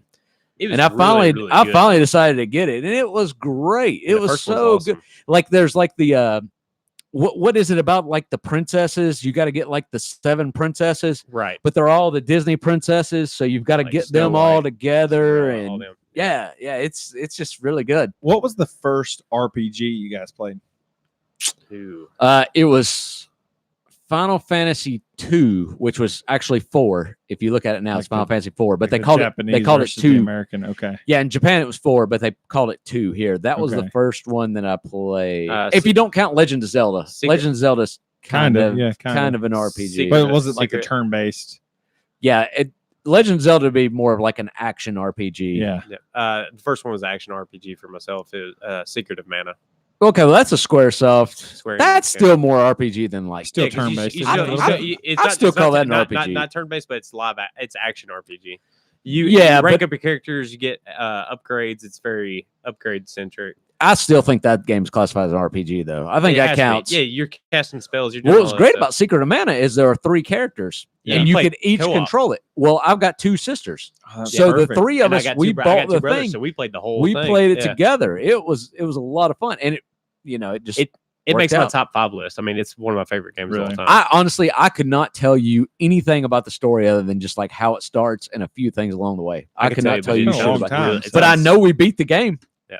I know the 3 of us got together and beat it, and we had a blast doing it. I bought the remake for the PS4, and it was actually okay. That's Was it? cool. Yeah, it's just upgraded graphics is all. It looks like N64 graphics, honestly, the way it looks. Maybe a step above that. I played Willow once for Nintendo. Now, was that an RPG? That was I a never movie. played it. It was a movie, but It was they a- had It was a game based on a NES movie, game based but I on a never movie. played it. but I don't remember enough about it. The one that I really remember playing was the Mario RPG. Yeah. And that's one that made me kind of think like, oh man, Well- RPGs can be Well, fun. that was straight up just a SquareSoft game. It seemed like they had it to seemed give- just like Final Fantasy. It but was. They had with to give- Mario characters. No, I mean it was like 98% SquareSoft. They Yeah. had to give Nintendo a shit ton of money, and Just to had get the likeness. Nintendo I had believe to tell them that don't do this, don't whatever. But yeah, it's basically just a SquareSoft game. It's basically a fun. But I mean, SquareSoft back then was a completely different company. You know, they were doing Final Fantasies, but they were also doing, like Levi said, Secret of Mana. They were doing Chrono Trigger. They were that's doing a great one too. Yeah, they were doing like you all remember those kind of games. how Square did that game for first PlayStation, Tobal #1? I don't think anybody knows that game other than me and you, and I wouldn't know it if it wasn't for you. I don't know why, but I bought that game as my first game for the PlayStation. So Levi, it was a fighting game, like, but it was like an Tekken and everything. but it was an adventure game at the same time. It had an adventure mode where you could run So around through these dungeons and everything. But you would get sucked into To a a fight. battle, Almost like Pokemon in a way. kinda, yeah. It was Yeah, unlike kinda. anything you've ever experienced though when you play it. But you didn't go into like a different screen. It was still the same screen, but then you fought like a 3D fighting game. Yeah. It's if seriously, like, it's if like completely Final different. Fight could be 3D, that's what it would be. Yeah, it was really weird. The name sounds familiar, but I don't know a whole lot about it. I'm gonna pull it up. They called it Tobal #1, and I think there actually was a Tobal #2. Really, it's a bold move to call your first game #1. Put that #1 at the end. It'd be like if you had Jaws 1. I think you're just doing it. You're just putting it out there. You're just like, this is. I'm gonna have a 2, so this I'm is gonna go what ahead it and say is. 1. Yeah. Like this is just the start of our dynasty. This is Tobal #1. Well, how bold was it? Star Wars. They're like episode 4 right out of the gate. They're like, "Fuck you, we're calling it episode 4." Not right out of the gate. They didn't do that. That came later. In the How do you- theater version, it was just Star Wars. Okay. That didn't come till like it got released on I'm totally not as. I don't know. But it was still a fuck ton of years before episode 1 actually come out. They were calling it episode 4. So Okay. it did come out way later, but It's a bold move to It go wasn't right out of the number gate. 1 and call it 4. yeah. Well, George Lucas had like a pre-story, which I mean, shit, if you watch the first Star Wars or the chronologically the first Star Wars, I mean, they allude to quite a bit that there was a lot of story before that. So Okay. I can't find this game anywhere. Tobal TOBAL. No wonder. I think that's what it is. Squaresoft definitely made it back before they were Square Enix, and they got all There fucked it up. is. What are you saying? What are you saying here, man? Oh, I do remember this game. You do? Yes. Do you remember it because TJ had it, or do you remember it? No, I had it, but I didn't play it that much though because I sucked at it.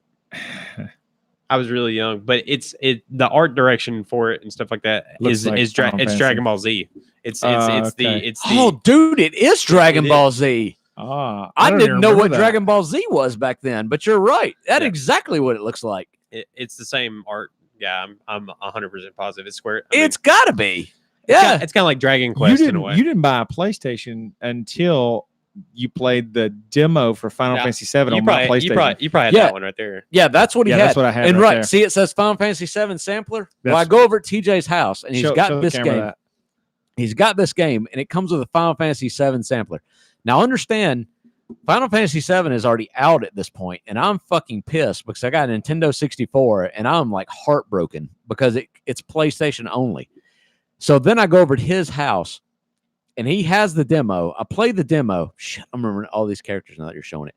I play the demo, and yeah, I was always one to like save money. So I pulled like every bit of money that I had. Yeah. And I'm pretty sure like my grandparents actually gave me some help and they didn't want to tell me to so I could buy a PlayStation 1 and Final Fantasy 7 and Oh, there it is play right here. the fuck out of it. The game's mechanics were designed with the aid of fighter game designer Seiji Ishii, while all the characters were designed by Akira Toriyama of the Dragon Ball series. Well, there you go then. You were right. I didn't even know that. Which Dragon Ball is way older than most people know. I've never watched like any bit of Dragon Ball, but I think it was like early 80s when it came out. really, Goodness would I gracious. like that as an adult?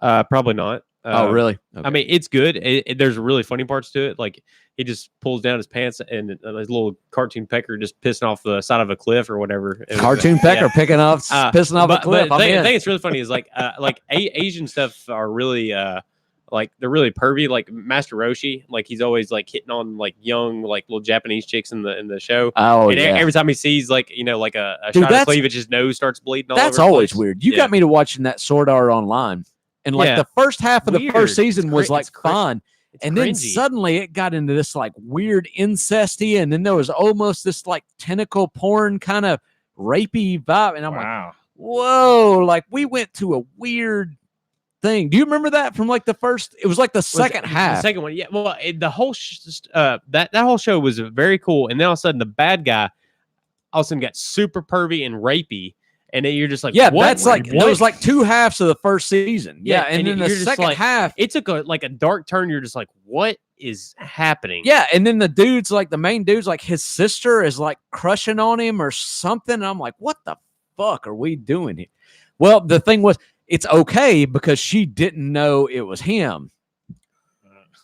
Okay. It's not okay. It's very uncomfortable. Like it's like I have a hard time watching adult like cartoons as an adult anyways, like, and then you go to a different culture cartoon, I really have a hard time just getting excited for it. Yeah, I still liked it, but it was like those little things were like kind of too odd. And then I don't know what it is about the Japanese like culture, but you have like these women that are like fucking badass until like they get with around the guy that they're into, Yeah. and suddenly like they're just non-functional. Oh yeah. Like they're just straight up like like they just can't do anything anymore. But like before that, the scene before that, you just whip like a whole like army's ass of people that we don't know. So it's like women empowerment, but not too like these women are empowered unless there's a man there, place. An actual powerful man. Like we just didn't let you know, like you're awesome, but not as awesome as a man. Honestly, I can get behind that.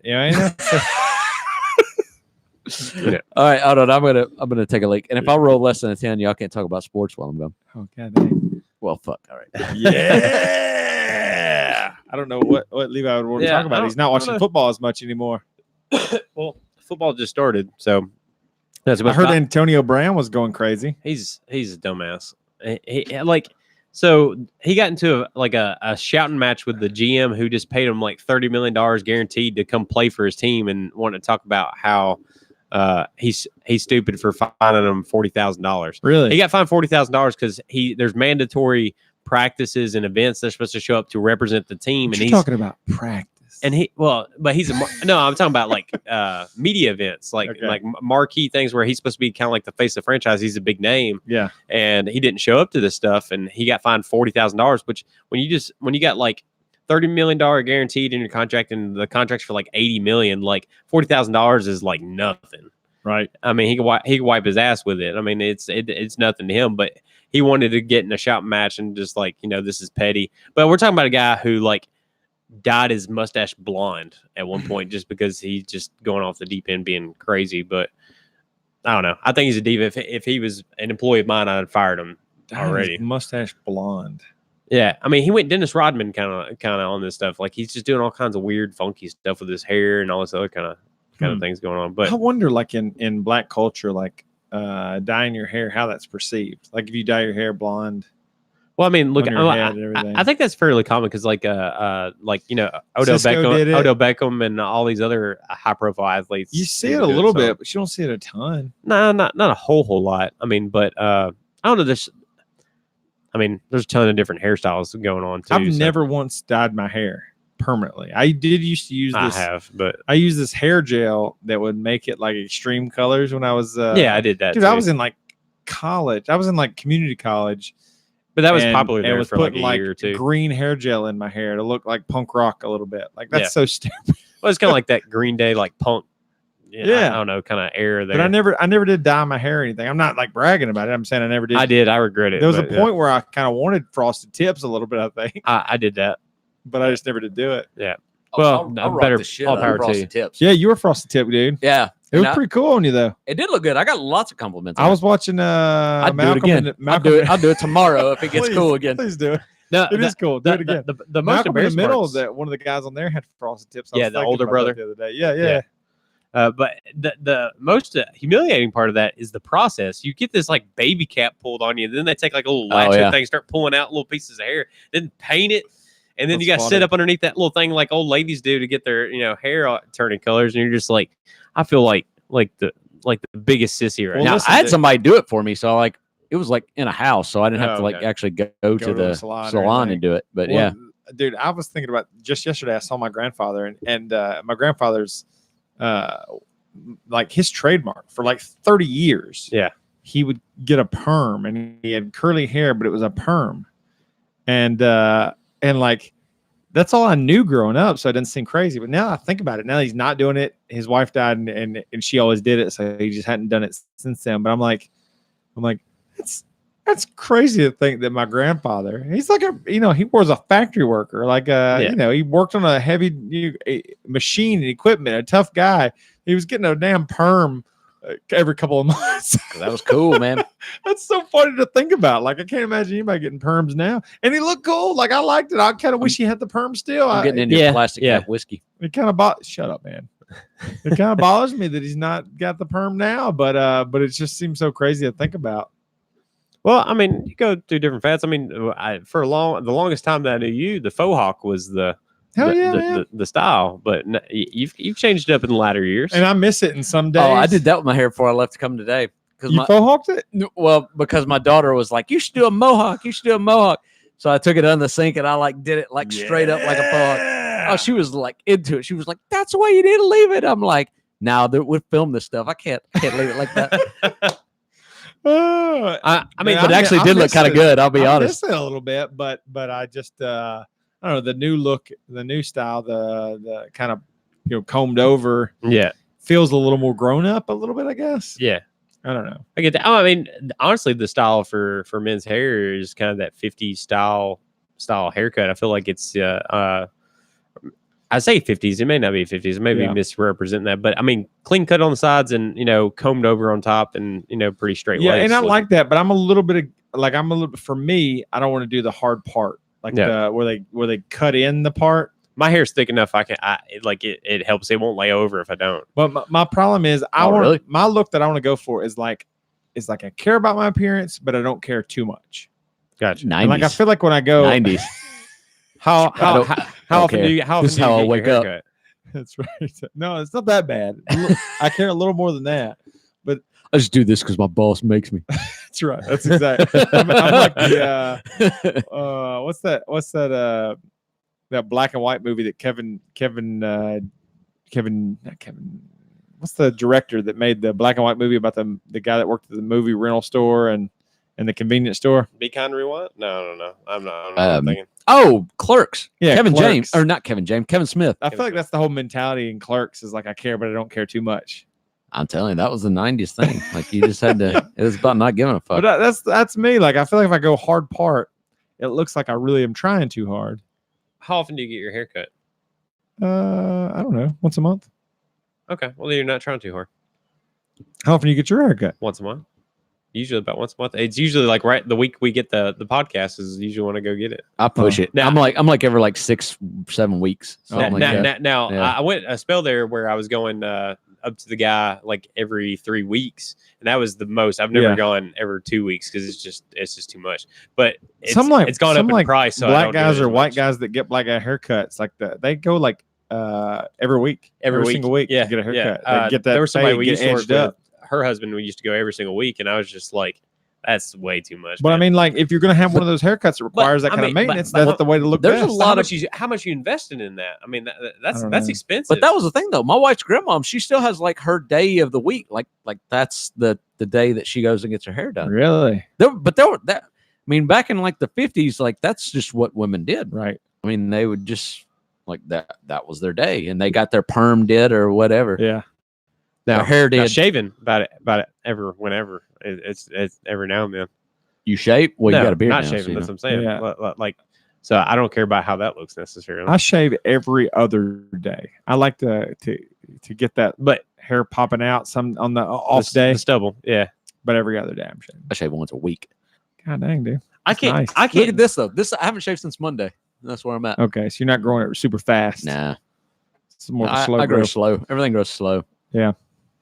Fair enough. I have white hair coming out. I never shaved mine. You do. Like all your whiskers look white right now. Yeah. I never go lower than where you're at. Like I do the electric razor without a guard occasionally, and when I do go all the way down. But I'm older than everybody here, and I ain't got a gray hair one. I know. I got you a ain't couple. Find one on me, boys. Because all your shit grows so slow that you don't have your grays is deep. That's It looks like gray hair is all about some wisdom and stuff like that. Where's wisdom, bro?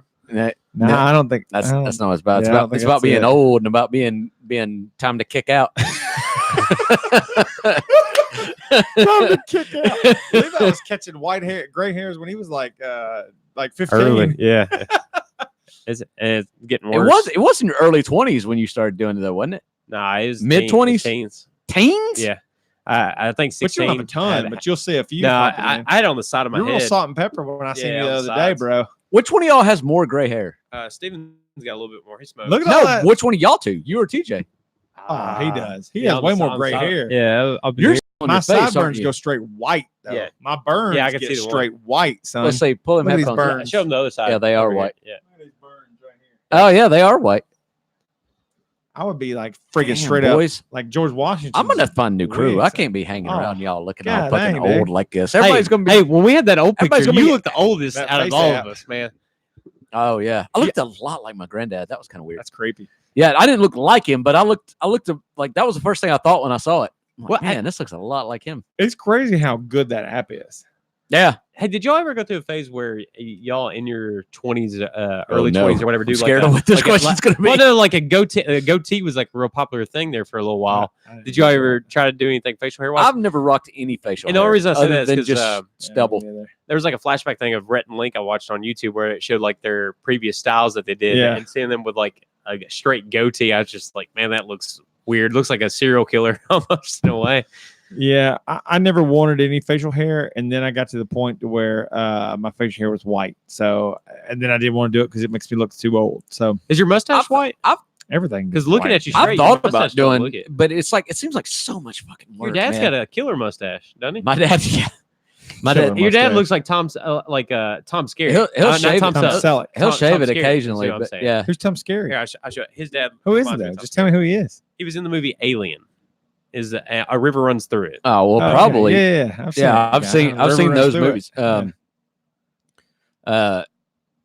Yeah, but mustaches were just like cool back then. There's nobody just like unironically rocking a mustache right now, is it? Hasn't for a long time. Ironically, yeah, most of them feel like they're ironic. Yeah, when they're doing it, they would like curl it on the sides and stuff. Yeah, I remember him. yeah, I remember him yeah. in Alien, and was he the bad guy in River Runs Through It? That's a good mustache. Or am I Okay. thinking about the That's wrong? Oh, that's a Top Gun. Yeah, Top Gun. Yeah. I did not realize that was the same guy I feel like cops there he do is in, mustaches sometimes. in Alien. Yeah, Like baseball players still do mullets. Yeah, which is terrible. hey, that's to a me. Fox. Is that going to be on Disney Plus, like Alien and like all those movies when it comes out? problem. I don't hate a mullet though. Like I had a mullet when I was young, and I Would you never do had it a now? mullet. I mean, I kind of want to do a mullet now. I kind of liked it. I'll laugh at you and I'll make fun of you. I mean, probably. Way My more. wife doesn't want me to do a mullet, but I kind of want. I don't to. want you doing either. I want to. I I can want to see you keep doing hanging around you. You would stop hanging around me, bro. I think I would keep hanging around you, but I would You'd bring you it know, up every time, wouldn't you? Kind Yeah. of like that time I had those shoes you didn't like. No, I like those shoes. You I just always thought they made were funny. fucking jokes about my shoes. Dude. You were so insecure There's a- about those shoes. Is the problem? There's some hatred back there. No, You like, didn't. dude, You they weren't were- proud of those shoes. That was the thing. You they were had, kind of. they had like a little bit of purple on them or something, didn't they? Nope. What was the? What They was were just bright blue, and they had Oh, that's like the ones, white yeah. soles.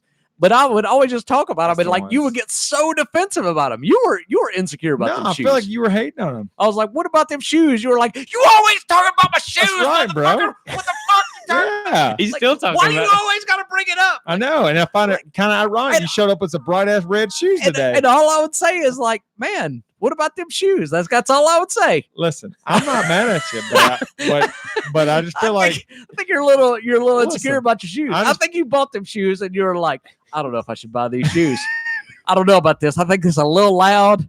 This is a little I'm gonna kind of take a out there, chance. but I'm gonna get it. And then your wife is being that's like, oh, I like these shoes, and you're like, yeah, these are good shoes. they And then were. I come over there, I'm like, hey, what about them shoes? You're like, fuck you. That's motherfucker." right. That's right. But now you're showing up some red shoes. What would you say? What about them shoes? Unless you didn't like them, why would you even comment? Because they didn't look like shoes you would You normally be commented wearing. on my shoes today. I don't. What are you wearing today? Just some like gray, just shoes. Okay, well that's Brooks, why they're some they're Brooks, just some fucking normal shoes. some running shoes. I didn't hate them. I just like if something stands out as awkward. If Yeah. I come walking in here in a cowboy hat, you telling me you wouldn't call out my cowboy hat? That's true. That's a good point. That's a good point. You're just talking about my shoes now. I got some different shoes today. You're talking about them, but you Yeah, don't see but me. You don't see me getting mad about it. But I was saying like, how? Like your shoes, bro. I know, and I appreciate it. Yeah, I And I didn't love say you for like, it. how about them shoes? That's like, is that what it is? Did I say it wrong? well, you didn't say like positive or negative. You kind of stayed neutral. Like you wanted me to make a case for them. No, I just want Hey. how about them shoes? Them shoes look different. Yeah, make me a case for them. What are you doing here? Is this What's going on is this here? your new Do I style or? gotta change the way I Is this talk just to like you? no? I wear these running, and I don't want to get run over by a car, so I buy some bright ass shoes so Yeah. people don't hit me. I don't know. That's don't know. that's all I'm doing. I mean, that's been like years ago. Everybody's had Was some shoes. I'm like over that, it. that they, I'm over that it right they now. thought were cool. You had to sell yourself on them. You bought them, and then you show up in them, and then people were like shit on them, and then you're just like, okay. I'm telling you, if you had them shoes right now, I'd put them on and walk out of this house with them, and I'd wear them. God damn. I don't hate them shoes. All right. I'm with you then. but I like how uncomfortable they made you. So I absolutely kept bringing it up every single time after that. I made a shoe mistake recently. Did you? I bought a new pair of like high top Nikes, and I like them. The problem is Nikes are weird on sizing, man. So like the 12s were too tight.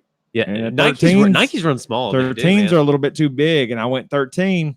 But now when I'm driving, I feel like I'm wearing fucking skis sometimes, dude. Yeah, they fucked me up. I have to go half a size bigger in Nikes. You never see 12 and a half. That's the problem. I can't go 12 and a half.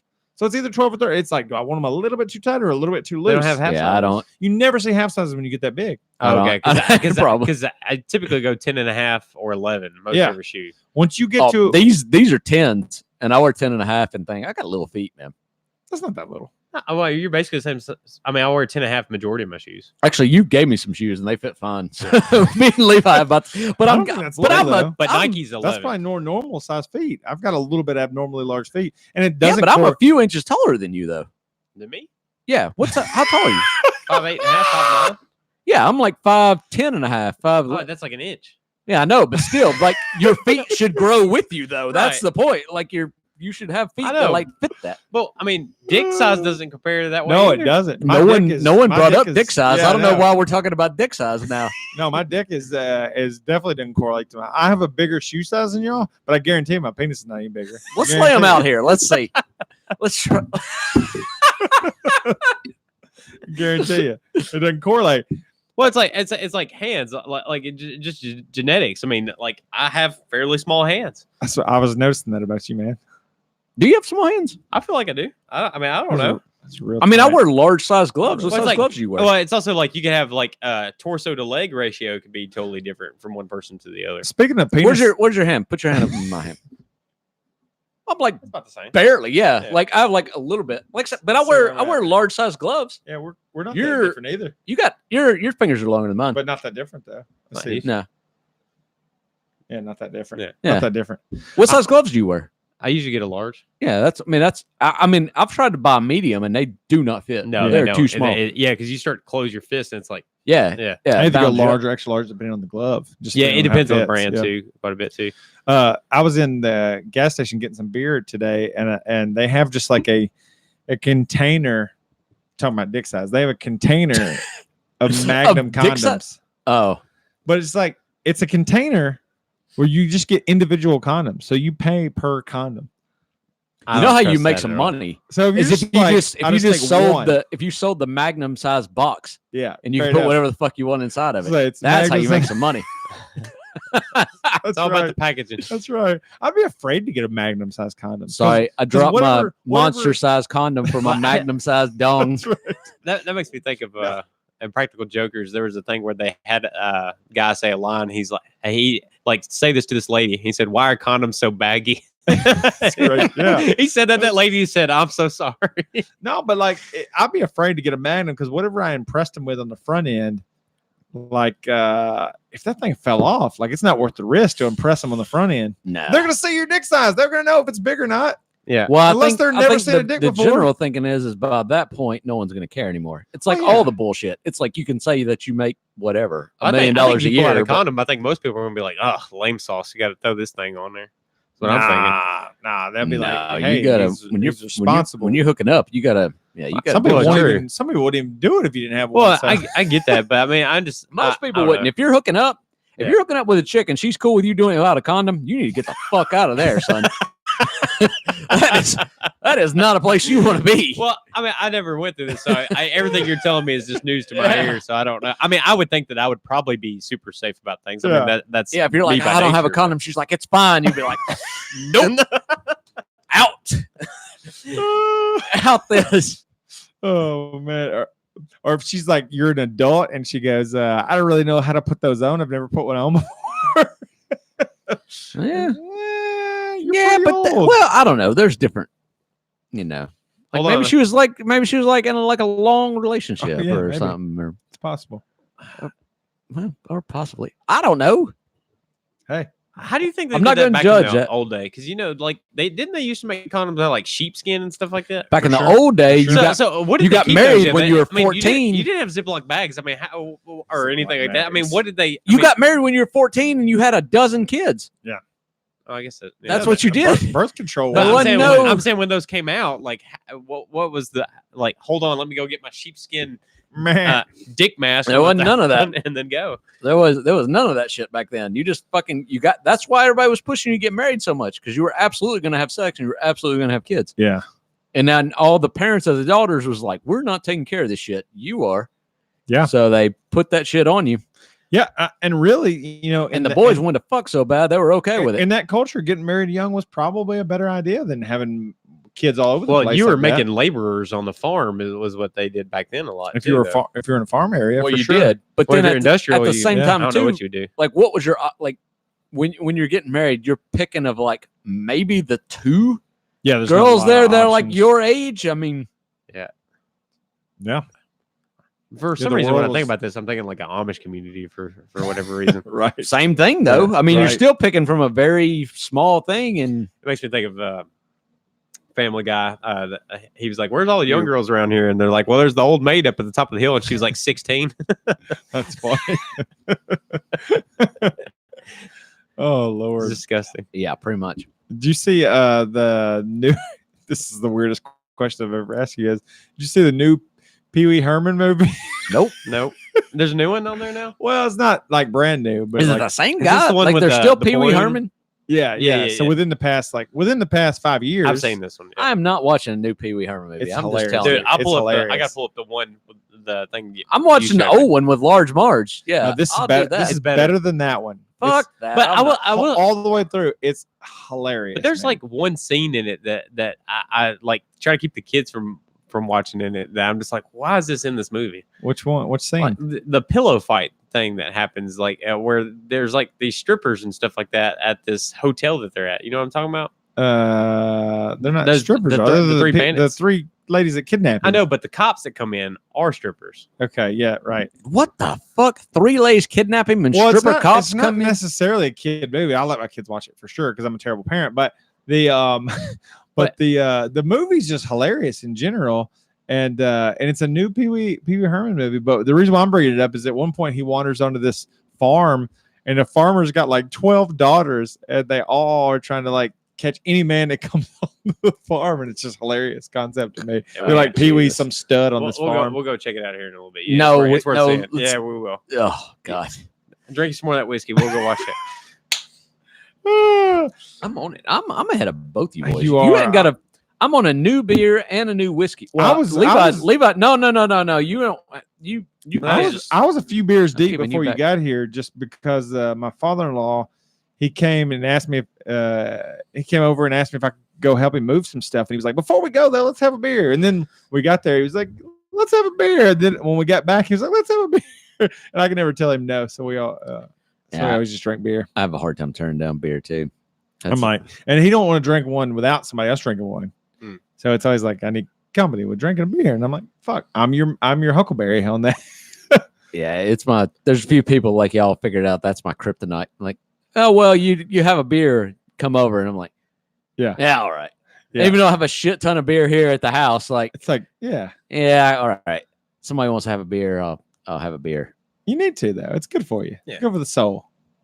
It's like that people in general though. It's like, oh, you want to like let's talk about some shit. Like that sounds terrible. Let's drink some beer and talk about some shit. Okay, Beautiful. let's do that then. What is it? What is it about beer or alcohol that makes you just ramble and talk? I don't know, man. I remember, like, I didn't drink for a long time, and then I remember. That was some dark days. I know it was weird. I remember when I would just. I have would a- go drink without you and then come back and talk to you. I know, and I would listen. I would listen a lot, but I remember like going on like business trips with my old boss, and I would drink like wine, and like I would just like tell him like. I would reveal so much of myself that I usually kept under wraps. It would just be like a little bit of a wine buzz, like a red wine buzz. And I still feel like a red wine will like make me talk like more than anything will. Oh shit. Do you feel like that? Is there a certain alcohol that'll make you like a little more rambly? I don't know, but now I want to get some red wine in here the next podcast and see what you do. The wine Wine cast. The wine cast. Yeah, there That, you go. that wouldn't be bad. I like No, red not wine. bad. Do y'all like wine? I don't like getting drunk off wine. Like I I like give you a headache sometimes, but it does. Whenever If you go drier, like a Malbec, it'll be less likely than like a Cabernet or something. Right. Yeah, It's something fine. sweet when like, it's sweet. I enjoy the taste of wine and I enjoy drinking it. But once like the drunk starts coming in, it's like my head weighs 1,000 pounds. Yeah. And like I feel just awful. Like I don't want to do anything anymore. Now I don't like a white wine very much. No, I'm at not. all. I don't either. I just don't like a lot of like sweet the Pinot wines. Grigio, Pinot Noir white wines. They're a little bit sweeter. They're not that bad, but the dry white wine is just garbage to me. Like a Zinfandel or something. Yeah. Those are fruity. As if it's like Zinfandel, fruity. I don't really know my white wines that much, so I could be saying totally shit that don't make sense right now. No, but like a Moscato or something like that. That's a little bit more. Yeah, my wife likes Moscato, and I don't. They're just so sweet. It's like a fruity drink. Yeah. Is what they're like, and I'm just not into that. But I can drink wine when it's like like a Malbec is kind of a fruity dry, but like a Merlot is like pretty dry. Like I can drink all of those and I'm fine. But the same thing, I still don't want to get drunk off of it. Right. Like it's fine to just drink with dinner or whatever, but then it's like, all right, after I got that glass down, I'm ordering a whiskey or something. Yeah. Like I'm done with this shit. I hardly ever drink it, but I've got a bottle of wine that like probably needs to be open because like not all wines age well. Let's open that bitch. Some of them need to be. And I keep looking at it, but I'm like, I don't want to commit to a whole bottle. And I know like nobody else in the house is going to drink this red wine with me. And like, yeah, you kind of got to have some people over. And yeah, because I mean, a bottle of wine is what, like 4 glasses? That's like the entire bottle. So I mean, if you like spread that out, 3, is that what it a is? little more than that, isn't it? Isn't it like 5 or 6? I don't not think so. Not a standard bottle. I think a standard bottle is like what you said, 3 or 4 glasses. Yeah, sorry, I'm backing off of it. Yeah. So I mean, as long as you got some people that are like willing to drink it with you, I mean, you and your wife should be able to do a bottle of wine without getting too drunk. Right. But my wife just wants to drink, like if she wants to drink at all, it's like I'll have a whiskey and Coke. That's all she ever really wants to drink. Went for I think we got it for like like a wedding present. And we don't use it, so I can let you borrow it if you want to do it. But it's got the where you can put the cork in the wine and then like suck the pressure out. Dang. And it like keeps it fresh, supposedly. That's interesting. Takes the air, keeps it from like becoming more fermented like vinegar. Yeah, you like pressurize it so you can keep it. And I mean, it seems to work. Like, if I just committed to drinking a couple of nights in a row, it'd be no problem. I'll put the cork back in them, and I think it's fine. But I'm not. You're hitting it quick. Yeah, I don't know. I appreciate wine way more than a whiskey way more than I appreciate wine. So I was looking in the store. I saw like these whiskey decanters, and I thought they looked awesome. But then I started reading. I was like, why decant whiskey? Because like it makes sense with wine. Yeah, with whiskey it doesn't make any opening the sense. tannins and all that, and then mixing getting the sediment mixed up and all that. But I was reading, there was no scientific reason to decant whiskey at all. No, like this bottle of whiskey, if we put it up for fucking 20 years, it should taste exactly the same. Right. And assuming there's not something in it like sugar or syrup or something like we talked about. There's no benefit to exposing it to the air to decant either, and giving it more room to mix the air either. There's no benefit. Right. So I think it's just for the looks that people decant whiskey. I thought you were supposed to let whiskey breathe a little bit before you drink it. Is that not true? Well, in the glass, but like I don't think it does. I don't think decanting it really does as much. I don't know. I don't know. But wine is a whole different thing because you've never cracked open a bottle of pressurized whiskey. It's just whiskey in a bottle. Right. Wine is pressurized. Like that's why you got the cork and all that shit. Yeah. Dude, you ever do champagne? It's crazy how far those corks will shoot sometimes. Oh, yeah. God dang, dude. Dangerous. I don't really like it, but it seems like every like New Year's you always got to get a bottle. It's all right. And drink Somebody got us a bottle, and of course I'm drinking anything anybody buys me and brings over here. Oh, yeah, I'll drink whatever. But I mean champagne is just wine with bubbles in it. Yeah. That's all it is. Yeah. And it's probably, I don't know, it's probably cheap as fuck. It's moderately priced. I would say most of the time it's like $12 a bottle or something. Well, you can go like everywhere with champagne though. Like wine and I don't drink champagne. It make my stomach hurt. Yeah. Which you can. I mean, like combination of. I mean, carbonation and wine, which kind of just sets kind of hard on your head and your belly. I feel like We've done it the last few New Year's though. We buy a bottle of champagne and a bottle of like sparkling grape juice For the kids. For the Yeah, kids. yeah. Yeah, so we pop them at the same time, and then we pour them all in the same cup. Well, we Kind of glasses. separate the cups Yeah, so they yeah. don't get mixed up. But They yeah. like that, don't they? Oh yeah, they think That's they're cool. like you know, that, especially if they're old enough to, or they think they're like old because they made it to. it's New good too, man. If you ever tried that sparkling grape juice, it's fantastic. Oh yeah, I Yeah. mean it's Good. fine. I took a customer out to dinner the other last week, and this guy kept talking about this shot, this special mixed shot, and I don't ever like God. shots. It's always some I fucking know. bullshit. I know, but This is the fucking shot. I'll tell you, I had 2 of them, and I was like it was kind of like for a shot, it was kind of enjoyable, but I could tell if I had very many of them, then I'd feel like straight up horse shit the next day. It was called a oatmeal cream pie. Oh, I've had those. I've had a bunch of those. It was It's Bailey's and it's like well, this gold wasn't Bailey's. It was Kahlua? rum chata. It's Okay. kind of like Bailey's, isn't it? I think I so. don't know. Rum chata. I think it was- Fireball and well, see, they're putting and, Fireball in instead of. See, this is the new generation. Okay. Back in my day, Okay. Rum chata, Fireball, and what's the other one? The I honestly can't remember what the third. Jägermeister, I think, or no, No, I don't think it was Jaeger. something else in it. They used to call it oatmeal cookie, and it was Bailey's and Goldschlager because we didn't have Yeah, we that didn't was have only fucking Fireball back then. But now Fireball's cheaper, so I'm sure they put yeah, Fireball in. yeah.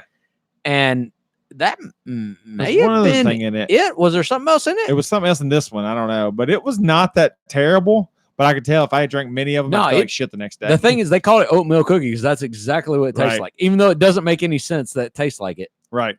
But I'm like you. I think there was a third thing, but I can't remember what Well, the they throw third in thing like a was. mixture, like some half and half or something like that. It seems like No. No, it was cream another on it, too. alcohol. It was another alcohol, but it wasn't whiskey, and I don't think Yeah. it was vodka. It can't be anything fruity then. No, it wasn't. It I was- don't Yeah. look it up. Look up on the iPad. Yeah. Just look up oatmeal cookie shot and see what's in it. That's good. But I had a couple of those mixed in with a bunch of beer, and I didn't get crazy, but man, it was weird to be taking shots. I'm like, I don't want to ever take shots in my life anymore. But There's still people like me and my sister and people will talk about it, and it's like Oh, there it we'll is. pour a shot and then we'll just drink it. yeah, Because it's like, no, fuck that. We're in our 30s. We're not doing this shit. So it says Irish cream or Bailey's, Yeah. cinnamon whiskey, and butterscotch schnapps. That was it. Butterscotch schnapps. That's what's in it. Yep. Well, but it says on this one right here, oatmeal cookie shot,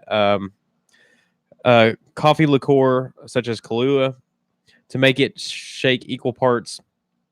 Jägermeister, See? cinnamon schnapps, rum. I don't think Jaeger think was Jaeger ever was in in the mine. one I and this had. one says rum, coffee liqueur, and Yeah. Irish cream. rum chata. Wait, you're Jaeger. describing a completely different. What was the last one you said? Well, the first one, this is the second right, one. the second one. What'd you say was in the second one? So on this one says to make it shake equal parts, about half ounce each, Jägermeister, cinnamon schnapps, rum, coffee liqueur, and Irish cream, all 5. Oh, I never had one that That's a in depth. little more The complex. first one that you read is the one that I always had: butterscotch and Well, Bailey's, well, and well, this one right here, it says it was always Goldschlager because that was only Uh, cinnamon. this liquor one there just was. says rum, coffee liqueur, and wait, it's rum, coffee liqueur, and that's it, There you go. Yeah, I don't. and cinnamon schnapps. Okay, sorry. It's a good shot. I mean, if you Yeah. want to do a shot, that's Yeah, not gonna. I wasn't bummed out by it. I was like, this is not too bad. So when they said let's No. do another one, I was like, okay. That's what like as a grown ass man, like if you're gonna do a shot, it needs to like at least like just doing a shot of whiskey. Like what the fuck? Yeah, you why doing? not sip it? Yeah. Like if the whiskey is so shitty that you got to take a shot of it, right. you should be doing something better with your life. Right. That's true. But For if sure. you can make something up like that, or I mean, there's other shots like there used to be back then. I mean there used to be back then. There still are, but I used to order at a bar. What was like a lemon drop? Isn't that a good, pretty decent shot? I mean, it's just vodka and lemon, but yeah, it's pretty good. Yeah, I feel like I've had those before, and they're not too bad. I'm not a big shot guy though, in general. I'm not either because they fuck you up so fast. Like peer pressure is the only time I've ever doing shots when it's like everybody's doing a shot. I'm like, all right, fuck it. Yeah, when we went to the beach with like my brother-in-law, like my sisters and all that, then yeah, the first night or maybe the second night, like it's getting late and everybody's like, let's do shots. I'm like, all right, let's do shots. But I forget that everybody besides me is like they go to bed early. Yeah. So everybody's like, let's do shots. And they're like, and it's like, all right, peace out. I'm going to bed. I'm like, what the fuck? You've still got like 3 hours left. Yeah. And then I do like stay up a little bit by myself. And then I go to bed and then I'm hungover as shit because I don't know. If you drink a bunch before you go to sleep, you shouldn't do that. That makes for a bad hangover. It's true. It's true. Yeah. You should always like drink earlier, and then like when it gets time, we're like, I'm starting to get sleepy. That's not time to drink. That's time to drink water and like yeah. Realistically, if I drink a bunch of water during the day, if I know I'm going to be drinking a lot, it does me better. But I usually forget to do that. I try to drink a lot of water in a day, anyways. I try probably because I drink a lot. I should. Anyways. Like I had a whole fucking pot of coffee today, which is kind of water, but not really. Yeah. You literally had a pot of coffee. Yeah, I had a pot. I feel like that counts for like water, though, doesn't it? Yeah, coffee. I mean, it does. It makes your pee stink. It does. Yeah, but it's bean. But it's bean water. I mean, you're still getting all that water. Yeah, that's right. That's a good point. Coffee's healthy. I mean, it's not unhealthy. Yeah, unless we decide like caffeine is really bad for you, which we haven't yet. I mean, that's about it. Yeah, I definitely take too much caffeine. I do too. Wow, there's never really been like any studies though to like it can lead to some negative stuff if you're heart arrhythmias and stuff like that. I've heard. Over consuming caffeine, right? Yeah, it can cause like heart irregularities with your palpitations and stuff like that. I've heard. Really? Yeah. See, if I start to drink like too much caffeine, like it makes me feel like nauseous. Okay. So I don't think I've ever. Like if I drink an energy, like never even when I was drinking energy drinks regularly, I've never been able to drink more than 2. Okay. Well, more than 2 in a day? In a day. Like more than 2 would be crazy anyways. Well, I'm just saying on the second one, I'm feeling like awful. Yeah. Like, so I don't know. But I mean, that could be something else besides the caffeine. Yeah. But fair enough. It could be all the B vitamins and all the other. There was a couple things before. I know we're getting beyond the 2 hour point, but there's a couple things I wanted to say. Walmart's gun policy. Did y'all read about this? No. The change? Yeah, they're not selling guns anymore, which from what I've heard, Walmart gun sales have been pretty shit for a long time anyway. So, but they're even changing like what's allowed in their stores now. Is it just open carries that they're that's against? What I've heard, which is or is so it concealed carry. They're saying like open carry, which is so fucking like basically what they're saying is we don't want you coming in here looking like an asshole. Yeah, with your open carry gun, because okay, now I'm not. A lot of gun control laws don't make any sense, but you think about a guy walking in there concealed carrying, and he was like, "I'd shoot every motherfucker in this place if it wasn't for this thin sheet of cotton blocking my gun." Like, you best be glad that I slept on my arm wrong last night because I can't pull it right because after that shooting happened in Walmart, then some fucking douchebags started coming there shopping with AR-15 strapped to their back. Right. And fucking pissing everybody off and causing a big bunch of stink. And so now they're just basically saying, don't be an asshole, which I get that. Like, don't be an asshole. But right. I see both sides of it. Because the thing is like, it was like, well, I don't know why that guy's carrying an AR-15 in there. Nobody needs an AR-15 to defend themselves. It's like, if that guy was coming in there shooting up the place, I would rather have an AR-15 than have a Glock 19. Like, the thing is, like, what do you need? Like, well, that's enough. It's like saying, like, somebody that has really bad allergies, like, that's enough EpiPens. Yeah. One EpiPen. Well, you got an EpiPen? That's enough EpiPens. You don't need 3 EpiPens. Yeah. Like, to protect yourself. Right. Like, you don't know, like, the level. Like, it's that's silly. But at the same time, there are people being fucking assholes. And the problem is every damn congressman, senator, blah, blah, blah, every time there's a mass shooting, they're like, well, anybody can just go into Walmart and buy an AR-15 and shoot up at. So Walmart's tired of having their fucking name drugged through the mud. Yeah. So and I get that side of it. And nobody that's like super into guns is buying them at Walmart anyways. True. You have hunters that come, because that's the thing. They're not selling ammo for pistols and what they said was guns that can be made into short-barreled rifles or pistols, which is any rifle. Anything, yeah. That's dumb. But what they're basically trying to say is we still want to appeal to hunters, but not to anyone else. Because how many people you think walk into Walmart, buy their hunting license, and buy enough ammo to last them this entire hunting season? Yeah. Like probably a lot. Yeah.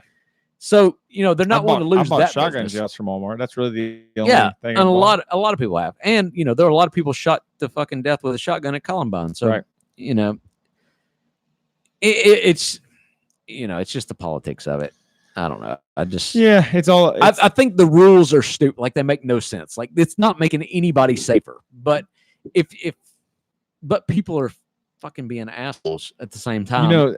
A lot of it is ignorance. You hear all the time. I'll hear two people that neither one. Even I don't feel like I'm qualified to really talk about to talk a lot about gun control. I can talk about conceptually things, but you'll hear people that I feel like you do pretty good. You'll hear people that clearly have never even handled a gun because of the things they'll say. You'll hear that no one needs a semi-automatic rifle. They'll talk about semi-automatic like it's something like every that's gun you have is semi-automatic practically. Right. That's not 90% of the fucking guns out there. Unless it's a muzzle loader. Or pump shotguns or bolt action rifles. People will throw that semi-automatic or revolver or break action shotgun. like it's something extremely dangerous. I'm like, okay, yeah, clearly you don't even know what that means. I'm pretty stupid when it comes to guns, and I know more than a lot of people I hear debate this stuff. Yeah. Well, and the thing is like, well, Walmart needs, like, we need to put up a sign that says no people. Like the thing is, like, how many people in Walmart with a gun, clearly, whether it's an AR-15 strapped to your back or whether it's an open carry pistol, blah blah blah, how many of those people have ever shot up the place? Fucking zero. Yeah. The people that shot up the place were shooting when they walked in the fucking door because they walked in with it in their hand and they were doing it. Like, yeah, when you walk in the door and you're just minding your own business. When you see a person with a gun on their hip, do you feel uneasy when you see a person walking through the store with a gun that you see there? I tend to think that person's a jackass. That's kind of more what I think. And I mean, I'm a gun guy. I'm like, why are you being kind of a douchebag? But I don't feel like. But I never feel threatened. Well, the way I never feel threatened at all by this guy. Do you think this is the Wild West? Like, why do you need that? Like, oh, I'm a gunslinger. You're just walking around. That's what I think. I usually don't even think that though. I feel like the dude's I usually feel like, oh, cool. Like, if some shit goes down, this guy is probably going to be more engaged, and I can kind of be more strategic with it. I hope that guy's engaged. I feel like that guy's probably going to be the first one to run his ass to the fucking car. Most of the time, I see that person with that gun, and then I look at the rest of the ensemble, and I'm just like, no, this person's yeah, a lot of times they're out of shape. It look like they would have a hard time. Right. Or they got two of them. I've seen, or like three. You see two? Yeah, double yeah, double on both sides. And I'm I just never like, see that. I was just like, man. I can show you a picture of a dude I took in Walmart. He had a fucking. It was like a. I can't tell exactly from the picture, but it was like either a Smith & Wesson Shield or a compact. It was a small gun. Yeah. But he had like a fucking huge ass mag sticking out the bottom of it. He had it like open carried in some shitty ass holster on the side. Then he had this long barreled like revolver, like in a holster, but not attached to his belt, just stuck in the back of his pants. Dang. You took this picture? Well, I'd seen this guy before. And I was like, I wish I could get a picture of this guy. And I saw him again. And I'm like, I'm taking this guy's picture. That's great. But yeah, it was like, what the fuck is this guy going to do? Like anybody could just walk up behind him and take that revolver and shoot him in the back with it. You're being more irresponsible than you're being responsible. Yeah. At that point. The best case and I'm like Levi. Most people bit covert with it would be the best case. Well, most people that are open carrying are like Levi said. They're walking around like with little dick syndrome, like trying to not. Occasionally you just see the guy who's walking around normally and it's no big deal. And that's fine. And I mean, I wish open, because it's way more fucking comfortable to open carry than it is to conceal carry. I wish it was more of a thing, but it's not, and people get uncomfortable. And so like, I don't do it. And recommend anybody do it. I'm always like blown away when I see someone like reach for something high and their shirt comes up and I'm like, they have a gun and I didn't even know it the whole time. They never talked about it. It was never a thing. Like that happens fairly common in my life in the circles I run in, and I'm always like, whoa, I didn't know that person had a gun on them right now. And like that's always kind of cool. Like they're not like, it doesn't define them as a person. It's just something they're just prepared, you know? Yeah.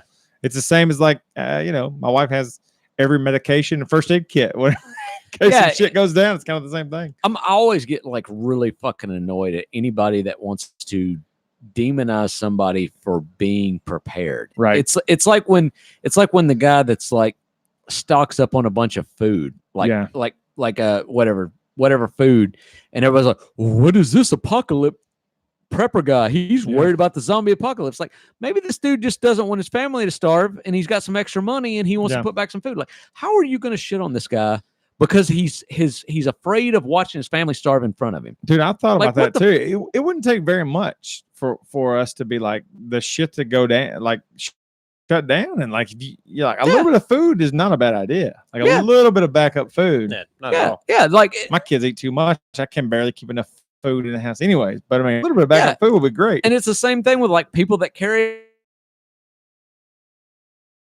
I need it, probably not. Yeah. But why are you going to tell them like they don't need it? Why are you going to tell them this gun is enough? Right. You follow Tim Kennedy on social media? You know who he is? He's podcast, right? Well, Tim Kennedy was formerly a MMA fighter, and then but he's also an Army guy and big time Army guy. Oh, yeah, I absolutely follow him. Yeah, so he just had a post the other day talking about how he switched. Yeah, his Instagram is Tim Kennedy MMA.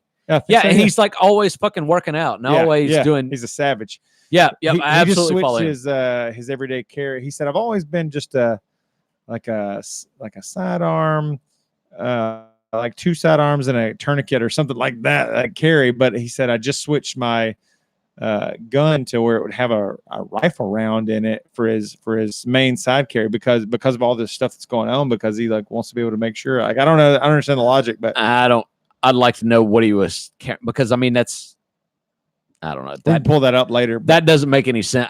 But Tim Kennedy, from what I've watched, he's always been a part of that. I don't know. I'm not going to shit talk Tim Kennedy because he's like great, but it's a lot of his training is more like flashy, like I shoot pow and I reload quick and it's not like realistic combat scenario. It's more like I'm trying to look cool in training, but maybe that's just for the Instagram. But feed, again, and maybe it is. And like I said, I'm not trying to shit talk him because dude is legitimately a badass and he does a lot of badass shit. So I don't know the problem with anything. If you have a pistol that shoots a rifle round, the barrel's not long enough. Okay. So you're not going to get anything. No accuracy or what? The rifle rounds are designed to be shot out of a long barrel. So when you shoot it, the bullet is out of the barrel before the powder has had a chance to fully ignite. So it's not as effective when it's in a short barrel. Right. And so the bullet may not be completely, because you see people that cut like AR-15s down really short. Right.